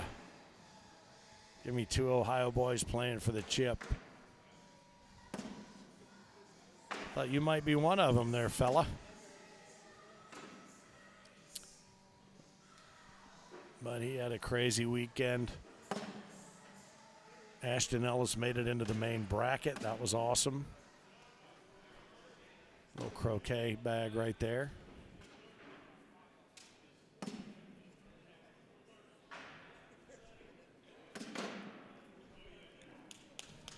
Micah's going to pick up a couple more. What's that? 12-on-10. Make sure there wasn't anything laying out off the back. So 8-1, and this is just about the time that Joe says, all right, enough is enough. It's time for me to start climbing back and climbing up and over. See what Micah has to say about that. He's not going to fold like a card table. We know that for a fact.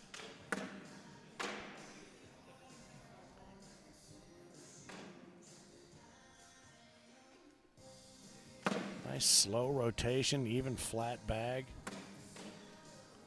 Berry Hill has a little quicker delivery and a little higher arc on his bag, especially that airmail. That has got a very high arc on it when he throws it.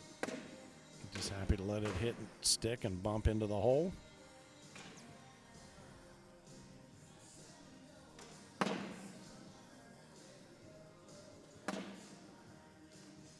All right, double 4-bagger 12s. That's a social. I've run out of things to social with here, unfortunately. They closed the concession stand on us, so I'm just going to have to, I'll toast you with a little saliva. Ooh. Thank you.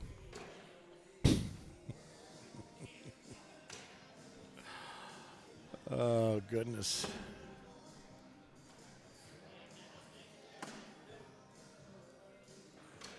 So Berry Hill, like I said, from North Carolina.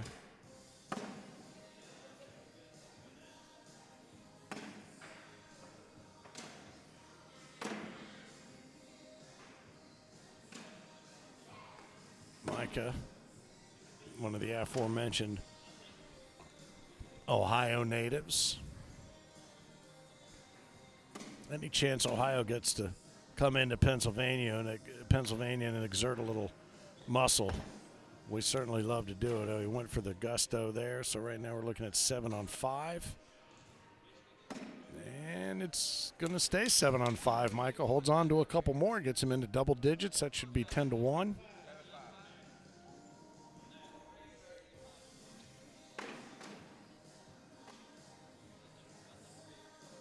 All right, is this the turning point right around this area? Like I said last time down this way, we shall see. Michael looks dialed in. He has definitely got his eyes on the prize down there at the other end for a fact. Nicely done. Control the hole. What is it? Put bags in the hole. Every really good player tells you that's how you win. It sounds simple and possibly sometimes stupid, but it's absolutely the case. Put bags in the hole. Came in a little bit low on that one. Still nice and flat. Looks like we might be, I was going to say, heading for a step out there, and he does just that to try to give himself a little bit more room to work with left to right, and he gets it. Nicely done. Well played. Now the question is, how risky does he want to get? Slick side down to come run it through and try to pick it up. Nope, it's going to be a 10-10 wash. But you can see what he was trying to do, trying to come in there and push through it and leave Micah's bag laying out to the right-hand side. Wonder what happened.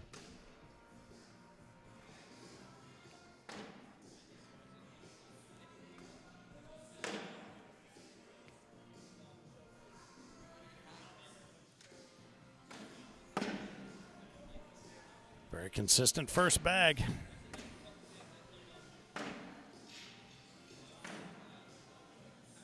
Barry Hempy making his way back to center court.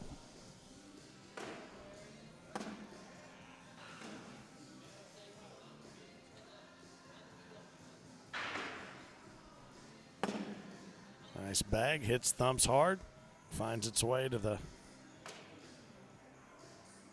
sweet spot down underneath. Nice, oh, I was going to say nice collect right there from Berry Hill, but he's still got one to make it happen. Probably looking at a couple of 12s and another social up and over. Oh, and he did. He went for the airmail drag, and he got it. He could have gone a couple different ways with that and played it a little more safely, but he's definitely got 100% confidence in that airmail, as he should. He's hit it, like I said, 80% of the time, if not better, up 10-1. Micah Johnson holds the first bag in hand. Flat. Thump. This one got just a little bit loose to the left. And as soon as that left Joseph's hand, he said, go. There's the one he wanted right there. Little kiss off of Berry Hill's bag. Both of these that are laying up there right now, easy targets and should both go.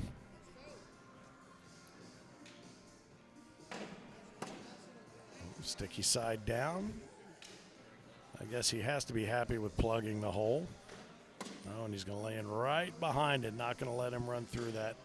Take the easy way in. Up and over, airmail drag, only gets two to fall. Nicely done. One sitting up in no man's land on the backside, but this is going to be a challenge now for Berry Hill. Slick side down, try to run through. Which one is he going to choose to go after? I got to figure the one in front. Slick side down, and he gets one, and the other one sits up top. So that's going to be a 10-on-8. Johnson adds 2 to the tally.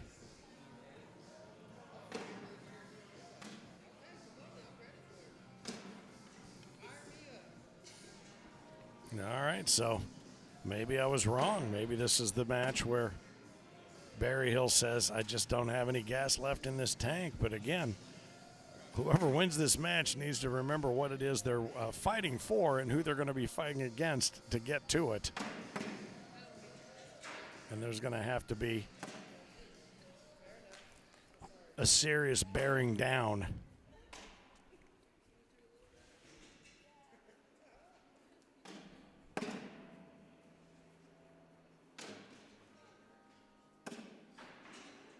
Ooh, and there is a mistake that he cannot afford at this point. It only cost him a couple.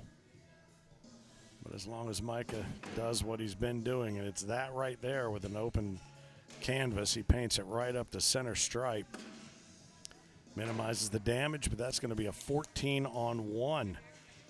So will we see Micah Johnson facing off against the king seed holder Braden Easterling?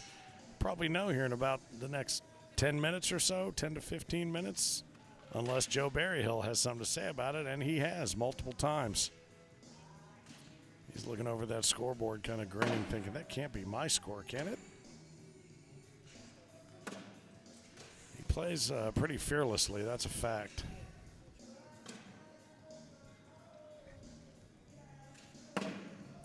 Nice bag there, very solid, very consistent. There we go. Clean up everything around the mini manhole. Nice block right there. I like that little strategy. Oh, and it seemed to have been just the distraction he was hoping for. He takes one in, leaves one off the back. So right now we're looking at 9-on-7. Going to kind of push them both. Oh, boy. So 10-on-9. So that'll be one to add to the tally for Berryhill. Take a moment here to congratulate all of our other winners. Hayden Parlett throwing the Renegade Crossfire bags, took the Juniors Challenger. Yesterday, Bryce Jefferson throwing CBC Predators, Juniors Premier. Cheyenne Bubenheim throwing those primetime live paydays. They did just that as she took the women's division. Bob Vaunch throwing Lucky Valors takes the seniors. Monster blind draw, Justin DeBrusen and Josh Brown take the top spot there. Cheyenne Bubenheim and Jeremiah Ellis win co-ed. Chad Stickle, Hayden Fridley take the big blind draw to wrap up the evening last night. And prior to that, Hayden Moore, Hunter McIntosh, Daniel Wine, and Frank Gears, the Cornhole dude, took the blind draw quad. So congratulations to all of our winners. Our tier winners as well. Oh, and that one's laying slick side. I got to figure he's going to try to airmail drag it. Unless Micah does him some sort of favor right here, and he doesn't really.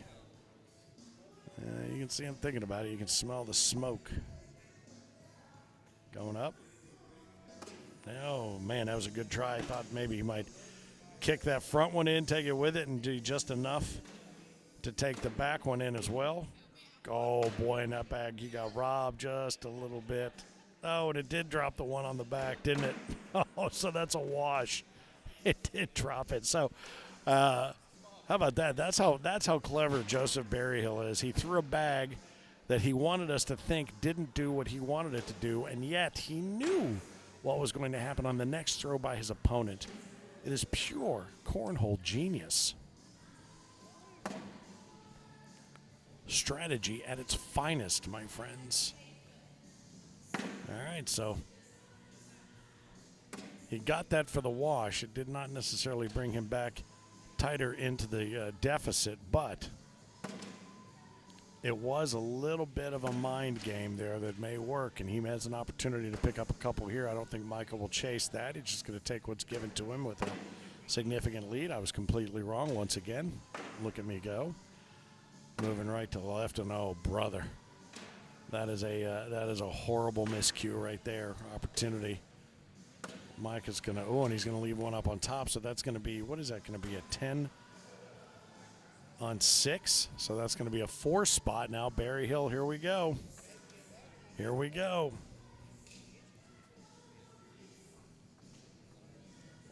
I do not see, oh, yeah, there he is. Easterling is over there staying warm. Yeah, it's a 10-on-6, a 4 spot for Berryhill. Takes the first bag, stacks them up. Got a specific order. He likes slick side down on the bottom two and slick side up on the top two.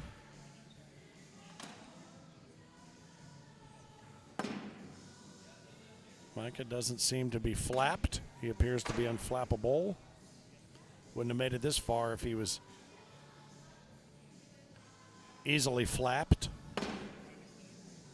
Nice bag.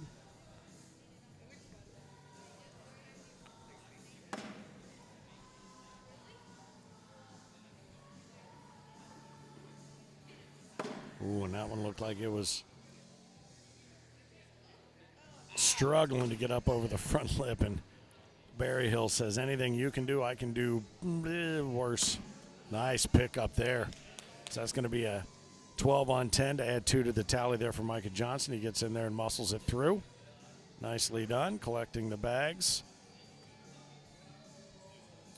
Throwing the BW Evoke L's. Brammy 717s in the red lane there in the right claw of Joseph Berryhill. Maybe you guys can tell me. I saw somebody refer to him as JoJo. I'm guessing that's not for me. Does he prefer Joseph or Joe? I see JoJo in here a couple of times. It's the age-old argument with mothers worldwide on things like Steve or Steven, Mike or Michael, Joseph or Joe. Brad Statler says Berryhill is a genius. He proved it moments ago. He's going to pick up a couple right now. 12 on 10. He puts 2 back in his ledger on the good side. Finish up one time, Micah, says Ellis. I believe that's Jeremiah Ellis. Jeremiah E13, that'd be my guess.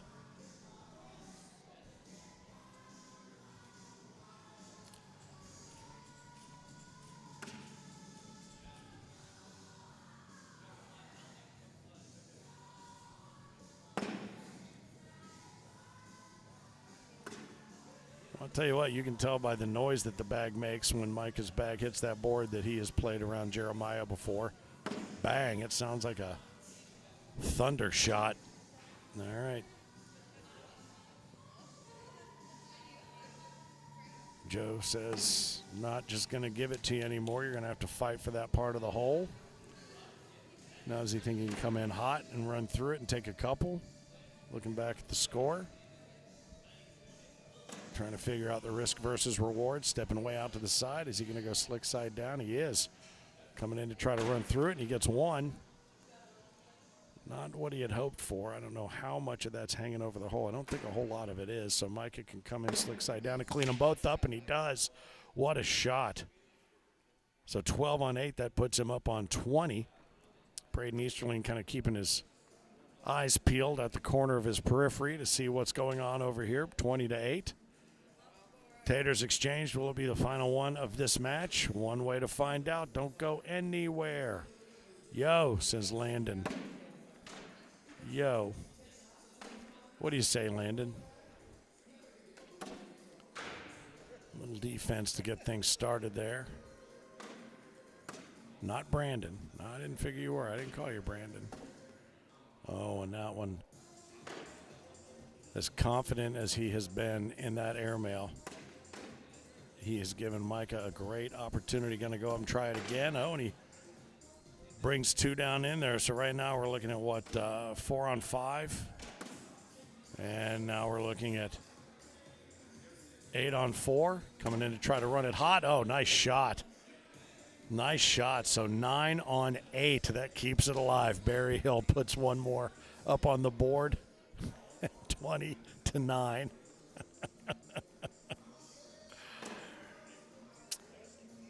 Not Brandon, the only one, the one and only Landon. All right, 20 to 9 is where we find ourselves here, center court, Erie, Pennsylvania, the Bayfront Convention Center. Finn, the loudmouth for the ACO. Braden Easterling warming up. He holds the king's seat. He will face the winner of this match, and this is the elimination final. Find out who's got that killer instinct to get in there and make it happen. Who can come in there against him and try to unseat him in 2, up and over, and that one's off the backside. He took the opportunity, but right now Micah appears to be in the driver's seat. 5 on 4. Going to try it again. And off the back, and that should do it. And that is going to do it. I believe that's going to be a 6 on 5. So, or a 6 on 4. Is that right? Did I get it right? Did I figure that right? 6 on 4. Micah Johnson advances. He will be in the championship match against Braden Easterling, who is now holding the king's seat. Nicely done, Joe Berryhill. Well done. Nicely played. Good job. All right. He fought hard. He fought long. And third place is not bad based on the roll call for this major here in Erie, Pennsylvania. The earbuds getting ready to go in. Braden Easterling is in the king's seat. Needs to be double dipped. Will he come in on fire the way he has the last handful of rounds and games here on center court? We will have ourselves a singles champ before all is said and done. And that all is said and done will be after these warm-up tosses and these down and back. So congratulations to Micah Johnson for making it through the gauntlet. He runs out of the blue lane. Braden Easterling running out of the red lane. Heck of a run, JoJo. You're exactly right. Demon Time Cornhole throwing out the love. Very good. So those of you who are tuning in now, we have seen the eyeballs gather and grow on the YouTube channel. Finn, the loudmouth for the ACO, thank you for riding along with me here, sort of co-piloting, if you will, since the Mississippi Ninja finds himself in Vegas. We'll be together next week in Shreveport-Bossier for the Pro Series Skins Game Extravaganza and Shreveport-Bossier Major. Don't forget the Welcome Bash Thursday night, 5 o'clock, going to be at the 7th Tap Brewing Project. That's going to be just outside of town, not the East Bank location where we've been the last couple of years, but just a couple of miles outside of town. You're going to love the space, and it's going to be a huge weekend filled with good food, good fun, good friends, and fantastic cornhole family. So looking forward to being there. Proud of Team Brammies. You should be. Great job, says Brad. Heck of a run. Yeah, the Brammies 717s finally came in for a landing. And nicely done in third place. The BV or BW Evoke L's. I keep wanting to think Ewok like in Star Wars. And Easterling is throwing those State 31 Dexters still, I believe.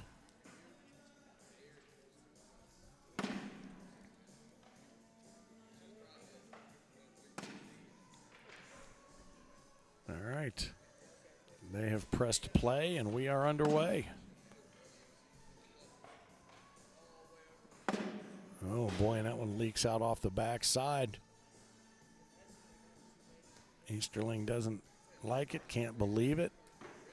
But can he overcome it? Oh, boy, and those bags all look poised and ready to run down the chute. Probably a smart play there by Easterling. So we're looking at, what is that, a 6-6 draw right there, a push. Wow. No blood, no foul, even with that bag off the backside. I think if you watch the rotation on this bag, Micah has a very slow rotation. I would almost, and a great cut bag back there, that reverse back around the hole. And then you watch Braden's bag. His probably rotates twice as many times during its flight. And he gets it up and over, is able to collect a couple there.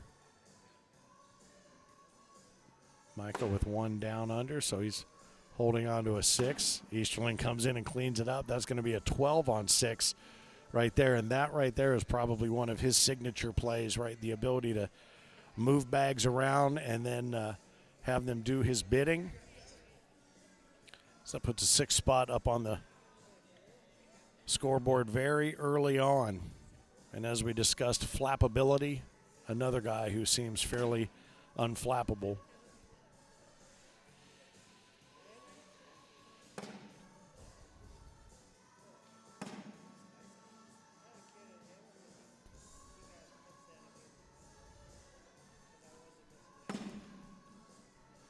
Never hurts to have a little Earth, Wind, and Fire in the background.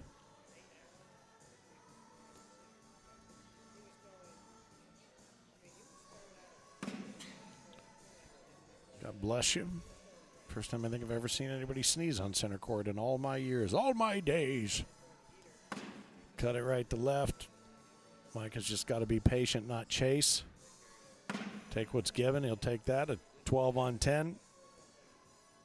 Beats leaving one kicked out or kicking one off this side, so that'll be an 8-0 early lead here for Easterling as the bags are collected and stacked and ready to go.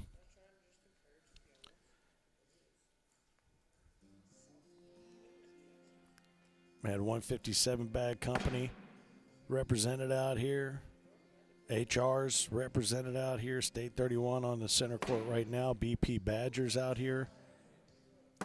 Big D. CBC Predators. Prime Time has been out here. Lucky Valors has been out here. Brammy's Closers have been out here. Elite Bags was out here earlier with Russell Tabers. A couple of others. Well, I'll tell you what, Easterling, he's just been given a complete runway right up the middle. There's an opportunity. We've seen Micah do this, and he just leaves it a little bit left. We've seen him go in there and collect multiple bags like that, but this one's going to be a 10 on 6, and that's going to add 4 to get him to the dozen. And this is a one-and-done scenario, again, for Braden Easterling, who captured doubles earlier in the day with Jeremiah Ellis. Predicted that he would be back in the final. Actually, Ellis predicted that the two of them would be facing each other in the final, and only a few points away from that dream remaining alive a couple of hours ago. A little back block right there from Micah. Nice cut right to left. Going to go in there and just kind of get rid of that lane. There's a roll bag up and over. Oh, and it does the trick. It keeps it up there and leaves it in no man's land up in right field. Coming in slick. Oh, and he takes them both off. And oh, he's trying to push through there and get that roll bag up and over. Oh, not happy with it, but stacks it up and is going to force a play with one underneath. Oh, great shot. Airmail drag, fantastic. Well done. That is a 7 on 5, it looks like. Yes, sir. First 2 points on the board for Micah with a fantastic airmail drag on his final bag of the 4.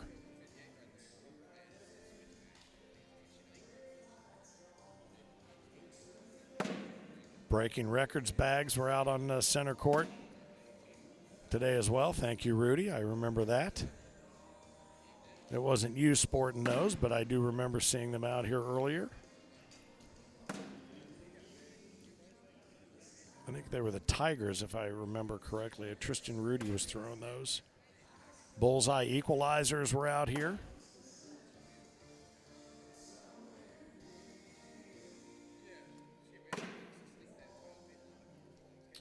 Boy, and there's an opportunity right there that I think Michael would like to have had back.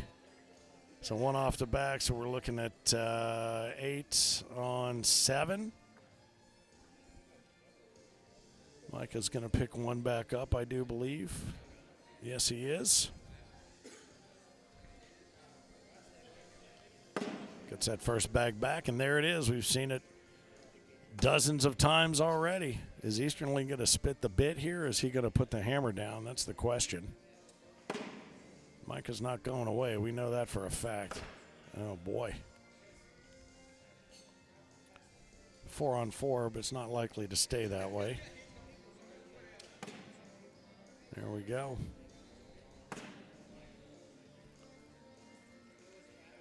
Nine on 7. It's going to be a 12 on 7. Best he can do is hope to reduce the damage to 2, and he does just that. So Micah picks up another pair.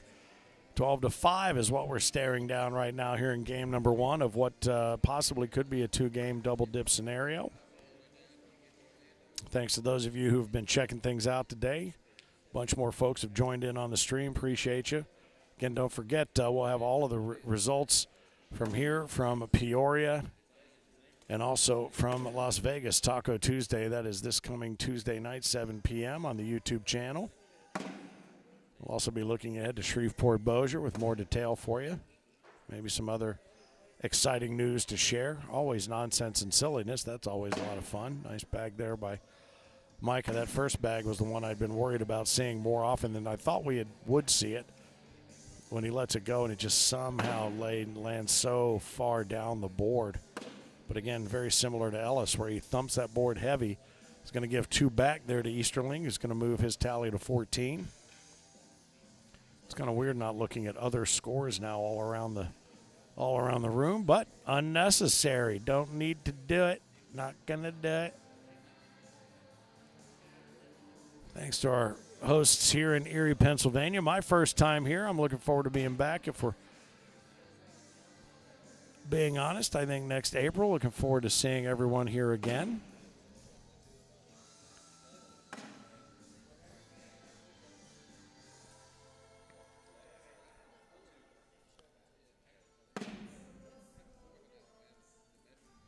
Braden's got himself set up nicely for that collect, and he does just that. Again, a one-and-done scenario with him. All he's got to do is to win the first one, and he calls himself champion of singles as well as doubles. But Micah says, nah, again, not so fast. Going to leave the hard work up to him. Oh, and he tried. He kicked 2 in there and 1 off. So that's going to be a 12 on 9. That puts Braden on 17. Well, you got to admire the guts for the glory right there from Micah Johnson. He got what he wanted. He just wasn't able to keep it sitting down and for it to follow through there. That would have been a beauty.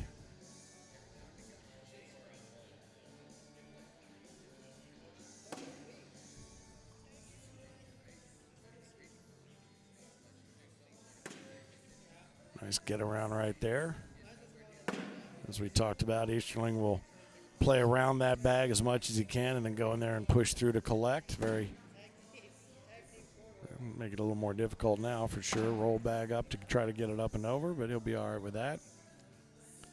Again, he's forcing Micah to make decisions he may not want to make, and that was one of them right there. He tried to go for that airmail drag and now just set it up there and leave it alone. So 6 on 4.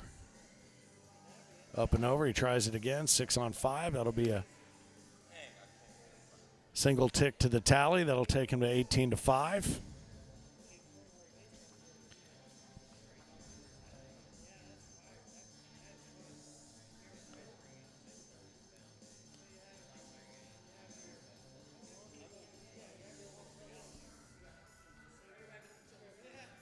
Stacked, racked, and ready to unload. Oh, and that one gets a little bit loose. Out to the left. We know what's going to happen here. Thump and in the middle. Oh, and I take that back. I apologize. My bad.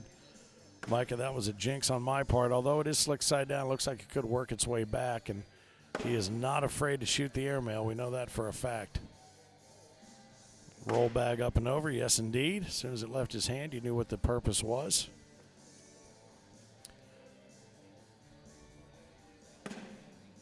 Nice push through right there to collect. Easterling lays one out, and he's going to leave that door wide open for Micah to pick up a couple. In fact, he's back there at the score tower. Oh, he was getting ready to do it, but he's going to have to settle for the 8-8 wash. Live to fight another frame.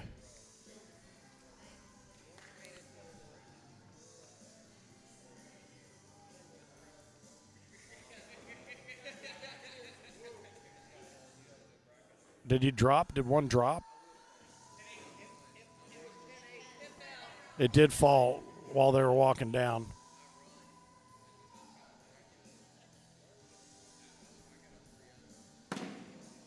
Well, that's an interesting wrinkle. I mean, obviously they'll handle that when they get down to the scoreboard. So that's 2 points for Micah, as mentioned, with it being slick side down. And now is Braden getting a little bit jittery. Up and over, going to try to grab one, leaves it off the backside, returns the favor.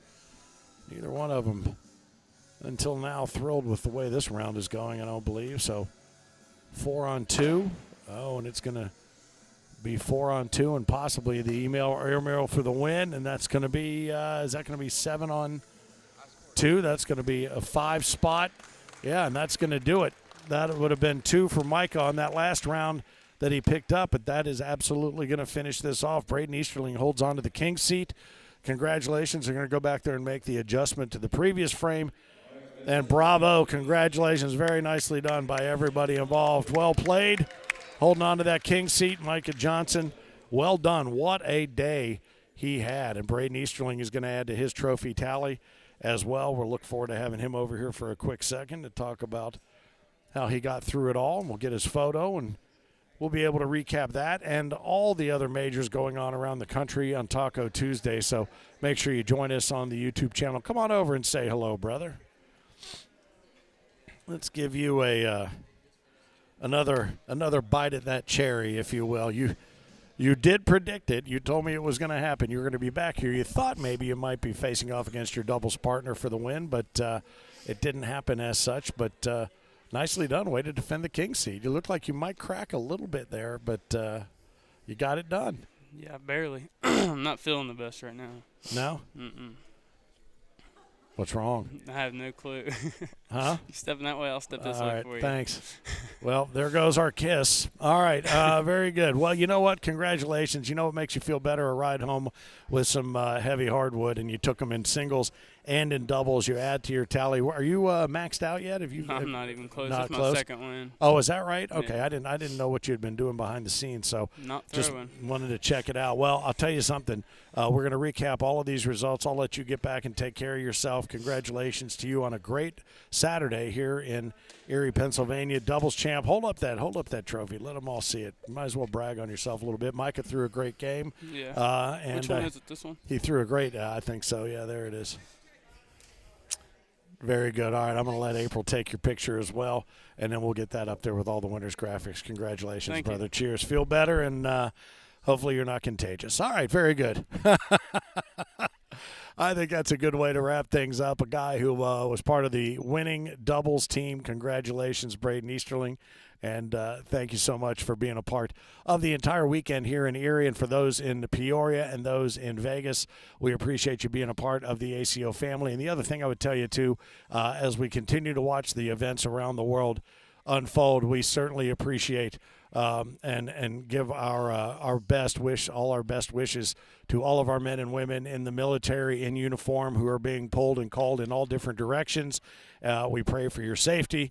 We know that you understand the mission, and we ask that everybody keep our military and our fighting men and women in mind. So with that in mind, we say thank you for being a part of what we've been a part of all weekend long here. Thanks again to the Erie Sports Commission on behalf of everybody here behind the scenes, including Frank Here's the Cornhole Dude. I am Finn, the loudmouth for the ACO. We will see you on Taco Tuesday, and as always, I remind you, as he would, to keep on pitching.